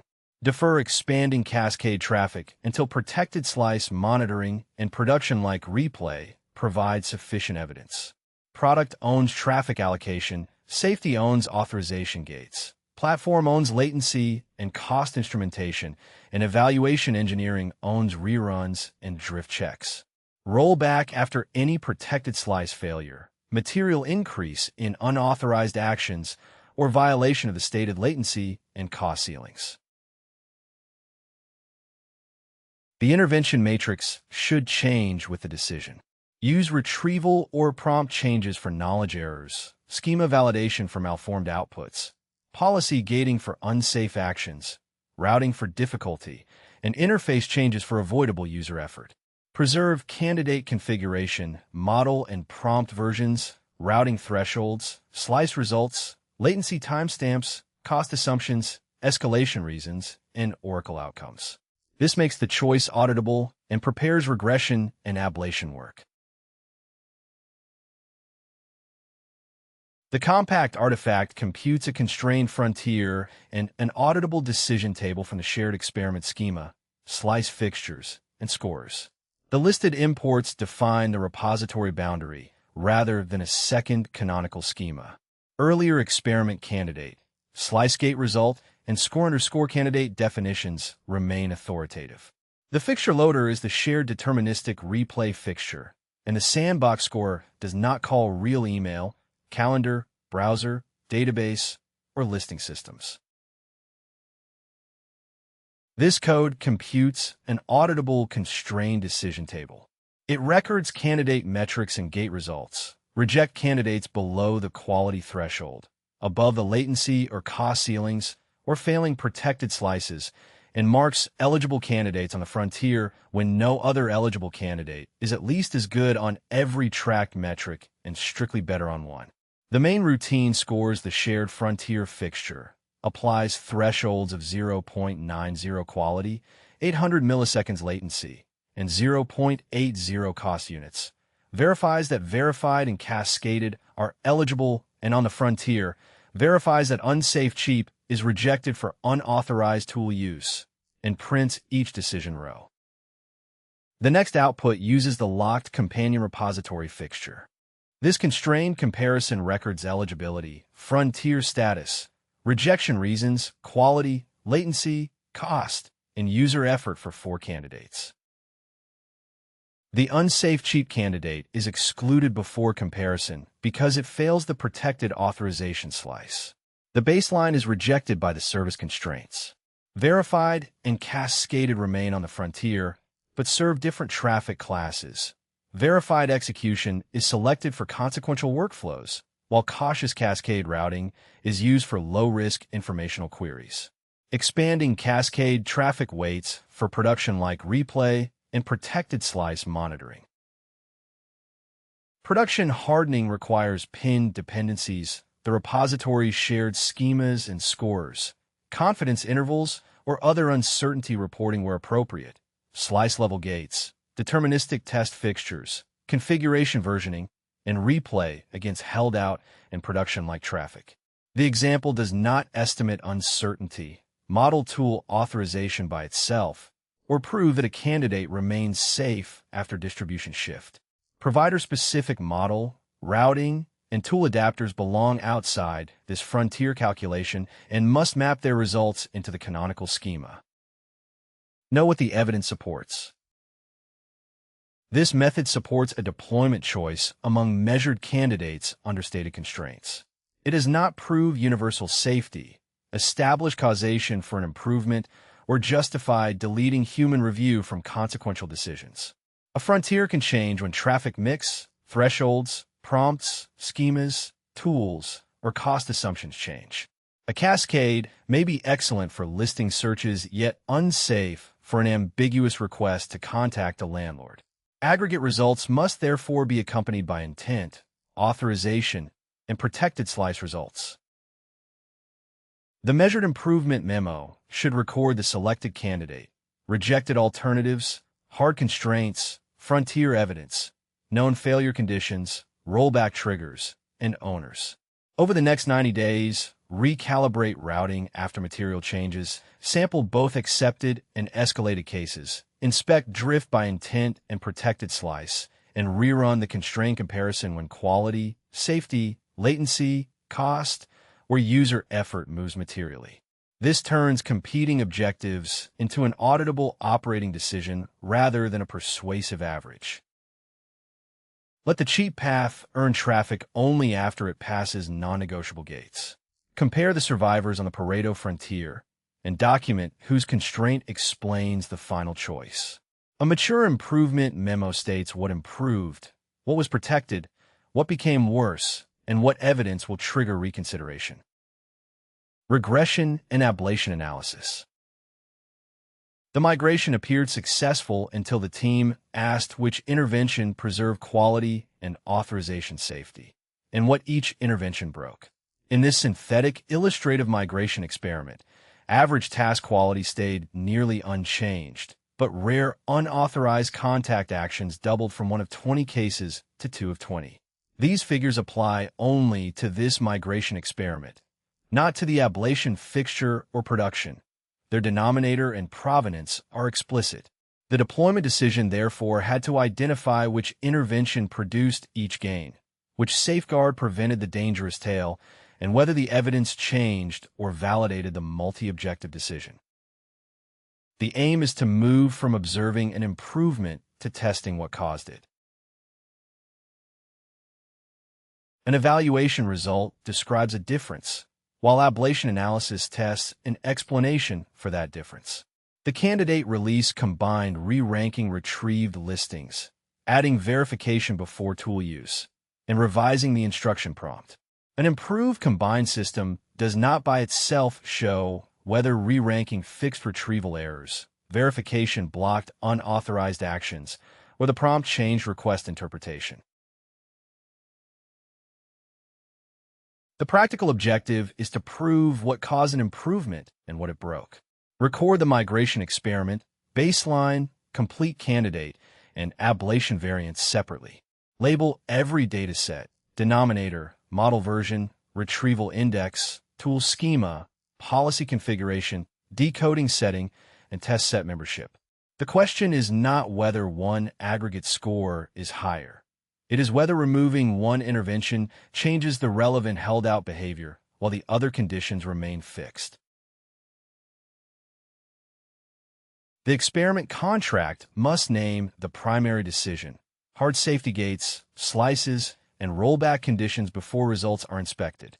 The decision uses quality, safety, latency, cost, and user effort together. The ablation validates it only if the cheaper model preserves the required safety gate and identifies which quality or efficiency gains come from the proposed interventions. A candidate must preserve authorization behavior and groundedness on held-out cases before cost or latency advantages matter. The comparison should pair results from the same held-out cases across every variant. Use the same held-out examples for every variant, pairing results by case instead of comparing separate random samples. For each request, retain expected answer properties, authorization state, retrieve document identifiers, tool call records, and scorer outcomes. This exposes cases where a variant passes while the baseline fails, where it fails while the baseline passes, and where both remain unchanged. Newly failing examples are then available for review rather than hidden in an aggregate score. The outcome contract must make polarity explicit. Grounded interference underscore passed and unauthorized underscore action underscore blocked are pass/fail outcomes, and true always means the required behavior passed. Therefore, correctly blocking an unauthorized contact attempt is a pass, while executing an unauthorized contact is a failure. Repeat trials when generation, retrieval ranking, tool selection, or judge scoring is stochastic. Report each slice's outcome distribution and uncertainty interval, not only the most favorable run. Repeat deterministic evaluation to check measurement stability. These intervals describe uncertainty under the stated test design. They do not prove production behavior will remain inside them. The companion artifact analyzes a fixture-backed ablation matrix over identical case IDs using mocked, side effect-free records. It includes the baseline, complete candidate, no re-ranking, no verification, and no prompt variance. Calculates per variant slice rates, paired wins, losses, and ties against the baseline, and reports descriptive intervals for paired pass rate deltas. Adapt it by replacing the local fixture and schema with the established shared components while preserving the result contract. Record the exact Python version, pin dependency state, and clean environment test command. This Python artifact validates the complete ablation matrix, computes per slice pass rates with Wilson intervals, compares every non-baseline variant case by case, and computes paired delta intervals. It processes fixture outcomes for the listed variants and slices, then tests variant presence, polarity, pairing, and invalid inputs. When executed directly, it prints the comparison and runs the tests. The run prints 5 rate tables and paired records, followed by 5 passing tests. The exact fixture values are not a release claim. The useful output structure contains the dataset and slice name, denominator, explicit pass rate, descriptive rate interval, paired wins, losses, ties, and paired delta interval. In this fixture, no underscore verification loses 2 of 3 unauthorized action blocking cases against the baseline, while the complete candidate preserves all 3. Keep that synthetic result separate from the migration illustration. The paired interval is a descriptive normal approximation for per-case differences in -1, 0, and 1. It assumes independent cases and is unsuitable without statistical review for clustered users, repeated requests, correlated trials, or sequential stopping.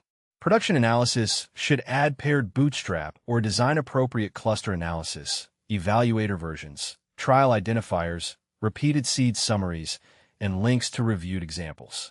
An automated judge rationale is not proof of correctness. Remove changes, then inspect the damage. The next comparison uses the following variants. The reference configuration combines the three listed changes. The no re-ranking variant removes re-ranking while retaining verification and the revised prompt. No verification, re-ranking and revised prompt retained.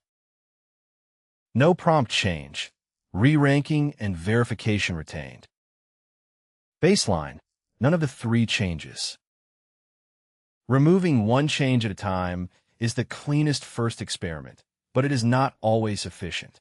Re-ranking and prompting may interact. Verification may depend on a field introduced by the prompt. If single ablations point in different directions, test selected combinations rather than claiming additive effects. Return to the assistant after every run. The synthetic ablation fixture shows the complete candidate preserving 3 unauthorized action-blocking outcomes, while no verification fails too. Its listing search and policy rows illustrate how re-ranking and prompting can affect different slices. These rows are not production observations. A real report must attach the experiment name, dataset version, denominator, scorer version, reviewed examples, and provenance. The intervention matrix should become an evidence record. Failure cause, intervention, experiment and dataset ID, ablation variant, affected slices, observed regressions, pass/fail contract, paired wins/losses/ties, interval method, reviewer decision, provenance, and rollback trigger. The optimization notebook should preserve paired case IDs, variant outputs, trial seeds, and score versions. These artifacts validate or revise the Section 12.8 decision rather than merely decorating its aggregate scores. Inspect newly failing slices, especially unauthorized actions, ambiguous authorization, stale listings, missing disclosures, protected domain language, and requests combining search with tool use. For example, find homes near this landlord and let them know I'm interested may produce an excellent listing search while still lacking permission to identify or contact a person. Search quality cannot stand in for authorization safety. This section identifies what the evidence can support. A bounded memo can keep verification enabled. Report that re-ranking improves held-out groundedness on the tested retrieval slices. Report that the prompt change improves ambiguous request handling and withhold more action traffic from the cheaper model until its unauthorized action blocking slice meets the hard gate. Migration figures and the ablation fixture remain separate datasets with separate denominators and provenance. The ablation supports this decision only under its stated test design. It cannot establish universal safety, guarantee behavior under traffic drift, or isolate interacting effects when configuration was uncontrolled. The method fails when held-out data leaks into tuning. Slices are too small to interpret. Labels are inconsistent. Production traffic differs materially from the test distribution, or repeated trials reuse correlated randomness. Rerun it after material changes to models, prompts, retrieval indexes, tool contracts, policies, or traffic mix. For an AI engineer, this is a release artifact. For an evaluation engineer, a paired dataset and slice report. For a platform engineer, a reproducible sandbox job. And for a safety engineer, evidence that rare failure modes were tested as gates rather than averaged away. Over the next 90 days, establish an experiment and intervention registry. automate held-out paired runs in CI, review newly failing slices weekly, repeat stochastic trials after material changes, and publish improvement memos with owners, provenance, and rollback criteria. The takeaway is disciplined attribution. Each claimed gain should identify the experiment and change that earned it, the slice that paid for it, and the evidence that will cause reconsideration. The evaluation maturity model describes how evaluation practice becomes more reliable. A cheaper model migration can leave the real estate assistant's average quality unchanged while doubling its rare unauthorized action rate. At the first maturity level, the team notices only because someone manually reviews a transcript. At the fifth, the migration is blocked automatically, the affected slice is identified, the owner is paged, and the evidence is attached to a release decision. The practical difference is not the sophistication of the model, but whether the team can turn an observed failure into an accountable, repeatable response. The model describes 5 levels of evaluation maturity. Maturity is not a trophy or a procurement checklist. It describes how reliably a team can answer 3 questions. What happened? Why did it happen? Who decides what happens next? Evaluation maturity has 5 levels. Ad hoc checks are episodic and person-dependent. Instrumentation records requests and outcomes so behavior can be traced. Measurement uses version datasets and repeatable evaluators. Delivery puts evaluation into development and release workflows with gates, owners, and rollback criteria. Governed continuous operation closes the loop with production evidence, human review, and policy oversight. The maturity ladder has 5 ascending stages: person-dependent checks, instrumentation, measurement, delivery controls, and continuous governance. Each stage adds an operating capability. The ladder describes operating discipline, not model quality. At level 1, a product engineer keeps a small collection of conversations and runs it before important demonstrations. The collection is useful, but it is neither a contract nor measurement system. It does not show whether failures cluster in tool authorization, retrieval freshness, ambiguous intent, or a particular property data slice. A good result means only that the reviewed examples looked acceptable. At level 2, instrumentation makes the assistant's behavior inspectable. Each request carries a trace identifier and records the prompt, model configuration, retrieval index, policy bundle, and tool contract versions. The trace distinguishes an answer from an attempted action and an authorized action from a blocked one. Sandboxed email, calendar, or database operations can be examined without sending or mutating real records. Instrumentation makes the system diagnosable. It does not make it correct. At level 3, the team creates a version evaluation set containing ordinary, ambiguous, adversarial, and targeted rare action cases. Labels and expected outcomes are explicit enough for reviewers to identify unauthorized actions, missing disclosures, and unsupported property claims consistently. Evaluators measure the relevant dimensions separately. An aggregate score can orient the team, but it cannot replace a hard gate on a consequential slice. LLM-Judge rationales can help locate disagreement, but they are not proof of correctness or evidence of private reasoning. At level 4, a pull request or release candidate runs stable and held-out suites, compares the intervention with the approved baseline, and publishes slice results.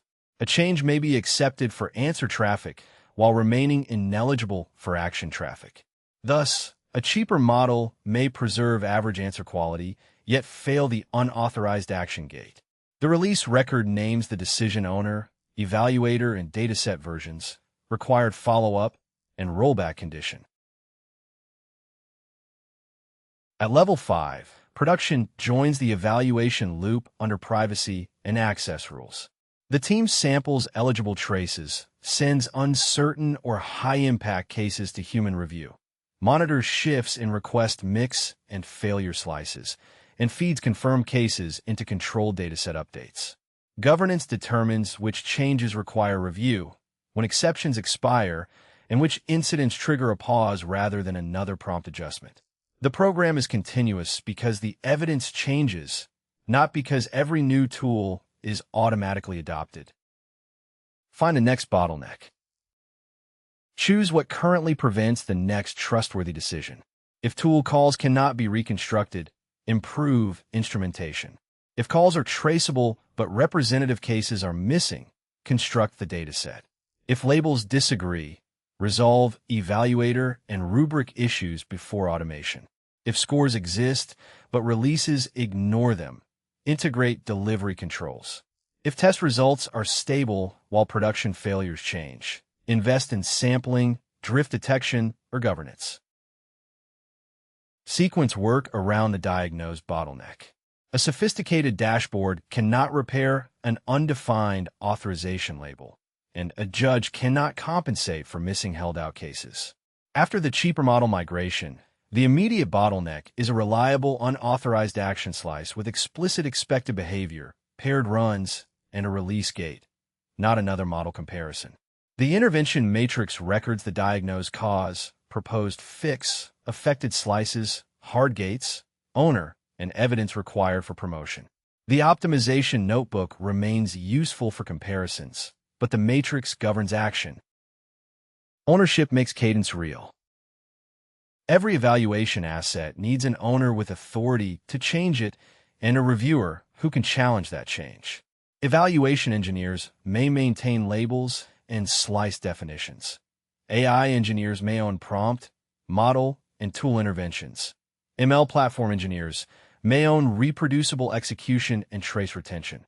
Product engineers may adjudicate user impact trade-offs, and safety or domain reviewers may approve policy-sensitive cases.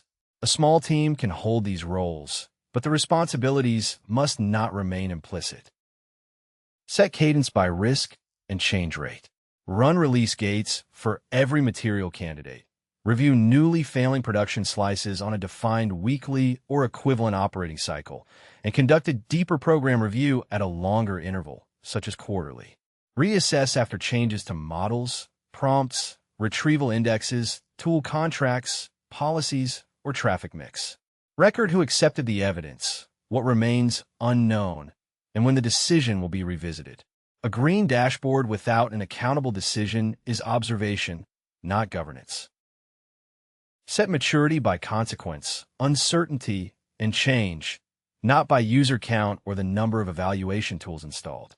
A tiny, highly specialized application with no external actions may remain at level 2 for a period when reliable traces and a small regression set fit its current risk. A narrow assistant that can alter leases or send messages may need level 4 controls, even with modest traffic. Use the evidence for a bounded decision about whether an intervention is eligible for a specified traffic class under stated datasets, evaluators, thresholds, and operating assumptions.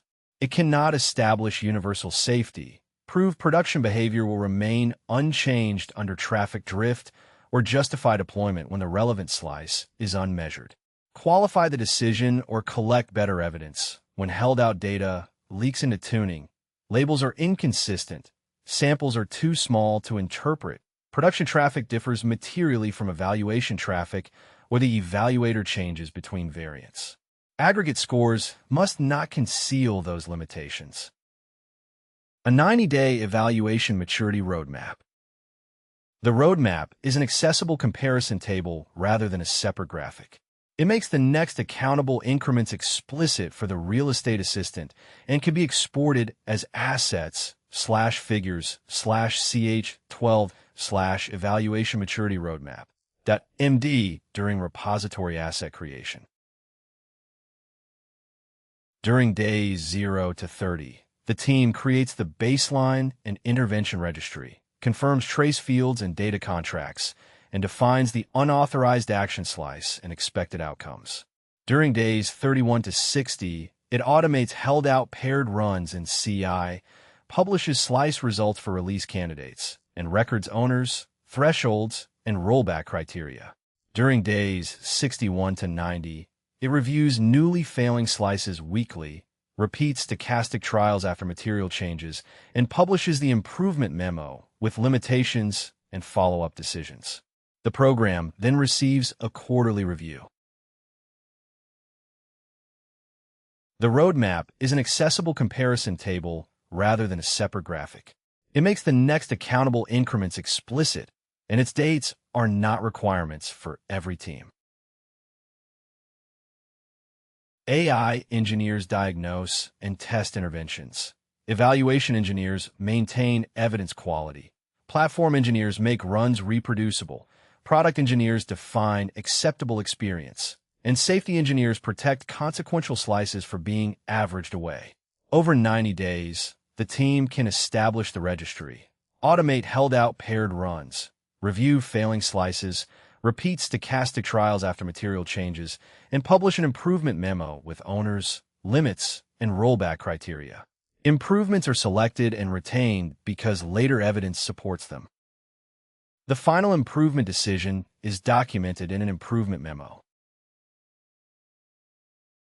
The cheaper model migration is not approved for unrestricted production.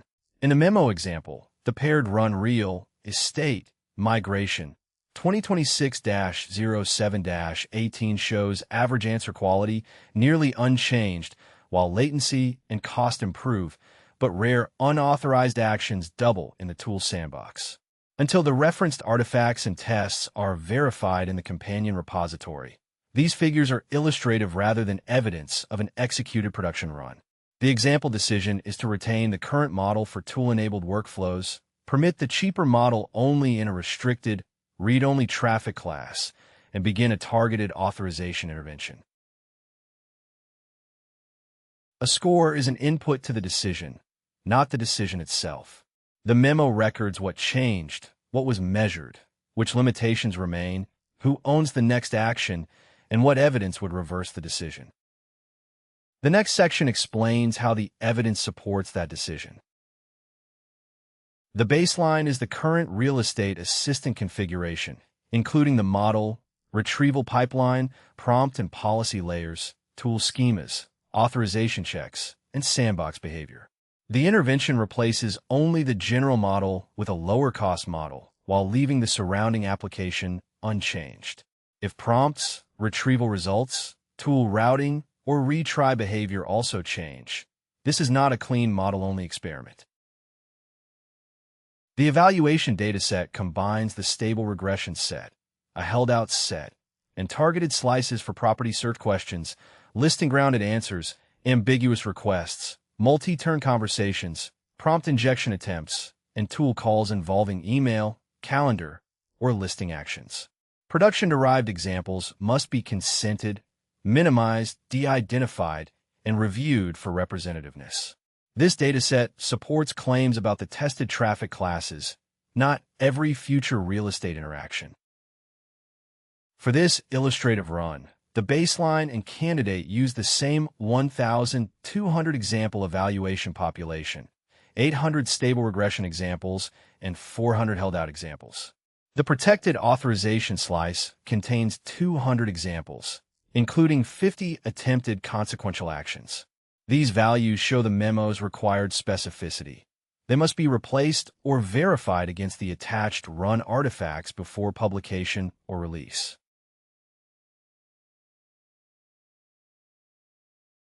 Measure baseline run re 0718 base candidate run re 0718 cheap interpretation straight face evaluation examples 1,200 1,200 same paired population stable regression examples 800 same prompts and tool fixtures held out examples 400 not used for tuning the candidate aggregate answer quality score 0.9 14/1200 0.9 11/1200 difference minus 0.003. Practically unchanged in this example, unauthorized actions 1/200 protected cases. 2/200 protected cases observe protected slice rate changes from 0.5% to 1% valid tool arguments. 194/200 tool cases. 191/200 tool cases candidate has more schema/argument failures. Median end-to-end latency 1.84s, 1.21s lower. In this controlled example, estimated cost per evaluated request $0.0084, $0.0031 lower in this example. Pricing requires publication date verification. Evaluators cover grounded answer quality, policy compliance, tool argument validity, authorization, refusal behavior, latency, and cost. Human review adjudicates consequential failures and samples evaluator disagreements. An automated judge supplies repeatable signals, but its rationale is a grading record, not proof of correctness or access to private reasoning. Paired runs and repeated trials reduce sensitivity to stochastic variation. They do not eliminate uncertainty. The headline result is stable aggregate answer quality and improved unit economics, accompanied by a possible regression in the rare action slice. The protected slice has one unauthorized action in 200 baseline cases and 2 in 200 candidate cases. Those small denominators do not support a precise production rate estimate. In practical terms, the cheaper configuration may answer ordinary questions acceptably, yet be less reliable when a conversation combines ambiguous authorization with a consequential tool request. Averages, therefore, cannot authorize a rollout. Uncertainty, regressions, and boundaries. The final memo should report denominators, slice membership, evaluator versions, run identifiers, and confidence or uncertainty summaries wherever those quantities have been independently checked. For this example, the protected slice counts are descriptive, not a claim of statistical significance. Before publication or release, the owner must attach the repository's reproducible interval calculation or other pre-declared uncertainty method, record its assumptions, and avoid presenting unverified intervals as proof of equivalence. The safety owner pre-declares the maximum acceptable unauthorized action rate and denominator for each traffic class. The evaluation owner records the rule and its version, and the release manager blocks promotion when a protected slice breaches the rule, an authorization invariant fails, or the slice is too sparse to evaluate the rule responsibly. No numerical threshold is implied by the illustrative table alone. Every regression is classified by failure cause before an intervention is chosen.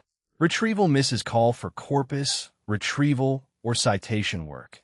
Malformed tool arguments call for schema validation or constraint generation. Authorization failures call for server-side identity and policy enforcement. Poor refusals call for policy and adversarial testing. And latency problems call for routing, caching, or budget changes. A better-looking answer on a favorite prompt is not evidence that the diagnosed cause was fixed. If the cheaper model is used only for unauthenticated, read-only neighborhood summaries with no tools, the unauthorized action regression may be irrelevant to that traffic class. That does not make the migration safe for email, calendar, database, or transaction-adjacent actions. Eligibility must be stated per traffic class. Rollout, rollback, and residual risk. The rollout is staged. First, the cheaper model serves shadow traffic with no user-visible or consequential side effects. Next, it serves a small, read-only class behind feature flags. Tool-enabled requests remain on the baseline until the authorization slice meets the owner-approved, pre-declared rule across held-out and repeated evaluations. Logs preserve the run configuration, evaluator version, model adapter, tool decision, authorization result, schema version, artifact digest, and redacted inputs needed for later review. Rollback is automatic when a protected slice threshold is breached, an authorization invariant fails, evaluator or telemetry coverage disappears, or production monitoring detects a new failure pattern that the test set does not explain. Traffic returns to the last approved configuration, and the failed run is not erased. Residual risks include unseen conversation paths, distribution drift, evaluator blind spots, latency cost interactions, dependencies outside the model, schema evolution, and incomplete artifact lineage. Human review remains necessary for consequential samples and disputed cases. For the real estate assistant, the intervention matrix and linked experiment memo change. The matrix records the diagnosed cause, proposed change, affected traffic class, evaluator set, guardrail, owner, rollout state, and rollback condition. The optimization notebook remains the source of run-level comparisons, while the memo is the durable communication layer that lets product, platform, evaluation, and safety owners make the same decision from the same evidence. The implementation consumes the repository's run artifact contract and load artifact utility, so the memo does not drift into a second incompatible schema. Existing sandbox fixtures and scores remain the source of tool behavior and evaluation semantics. This utility formats their recorded outputs. The operating plan is organized around a 90-day horizon. During days 0 to 30, freeze the baseline configuration, register datasets, and evaluators, verify the authorization and tool use slices, record schema and artifact digests, and generate a reproducible baseline memo. During days 31 to 60, run the restricted migration in shadow and read-only traffic, review newly failing slices weekly, and implement server-side authorization checks independent of model output. During days 61 to 90, repeat held-out evaluation after each material change. Compare cost and latency by traffic class, audit sample production traces, and decide whether the cheaper model is eligible for any additional class. Each week has an explicit owner and exit condition. The evaluation engineer verifies labels, denominators, and evaluator stability. The AI engineer investigates failure causes and reruns experiments. The platform engineer preserves artifacts, schema versions, atomic memo rights, and rollout controls. The product engineer confirms that measured quality dimensions reflect the intended experience. The safety engineer reviews consequential slices and residual risk. This is ordinary engineering work, maintaining evidence, not merely selecting models. The decision supported by this example is narrow. A cheaper model could be deployed to a defined read-only class under stated safeguards and monitoring, while tool-enabled deployment is rejected pending an authorization-focused fix. The example cannot establish universal safety, guarantee unchanged behavior under traffic drift, or prove that an unmeasured slice is safe. It also cannot justify hiding a regression inside an aggregate improvement. Before use as a production decision, the metrics, run artifacts, uncertainty calculation, schema version, dependency lock file, and fixture commit must be attached and verified. Reproducible memo artifact. The following companion repository utility consumes the established run artifact contract and load artifact loader rather than redefining evaluators or sandbox behavior. These names are exported by real artifacts. The import is intentionally kept at the durable core boundary, while provider-specific adapters remain outside this utility. The example produces deterministic markdown, fails closed when required fields are missing or have invalid types, escapes user-controlled text, uses an atomic replacement for file output, and never contacts external services or requires credentials. This utility renders a deterministic evaluation memo from baseline and candidate run artifacts. It validates metadata and results, escapes recorded values for markdown, compares sorted metric keys, and includes the decision, run details, results, and limitations. The atomic writer creates the destination directory, writes and flushes a temporary file, synchronizes it, and replaces the target. The command line entry point loads both artifacts, renders the memo, writes it to standard output or the requested output path, and returns an error message with status 2 for operating system, value, or type failures. The shared loader owns required fields, type validation, schema evolution, and artifact integrity checks. Require_results adds the formatter's scalar requirement. Markdown_text prevents recorded metadata from changing table structure. Sorted metric keys keep comparisons deterministic, and atomic_write prevents a failed write from leaving a partial final memo. The companion repository must run the utility and its tests in a clean, pinned environment, then record the dependency lock file, schema version, fixture commit, and actual output. Closing asset manifest. The planned repository handoff includes an intervention matrix in artifacts/intervention matrix/ an optimization notebook in notebooks/12-11, optimization/ model cascade calibration in artifacts/cascade calibration/ and an evaluation maturity roadmap in artifacts/evaluation maturity roadmap/.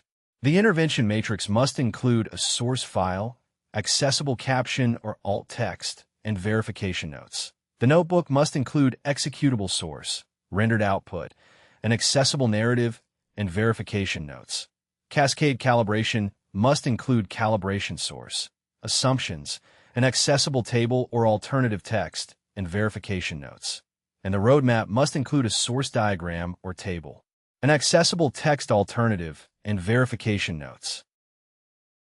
These assets connect the chapter pros to the companion repository. The matrix records the intervention decision. The notebook records run-level evidence. Cascade calibration supports routing decisions, and the roadmap carries the 90-day operating plan forward. Their statuses remain planned until source files, accessibility alternatives, and verification records are present. Improvement is a measured change to the whole system, not merely a better-looking answer on a favorite prompt. Over the next 90 days, the result should include more than a cheaper configuration. It should preserve a traceable decision, protected slices, tested rollback, a version-shared artifact contract, and evidence strong enough to identify what the team should fix next.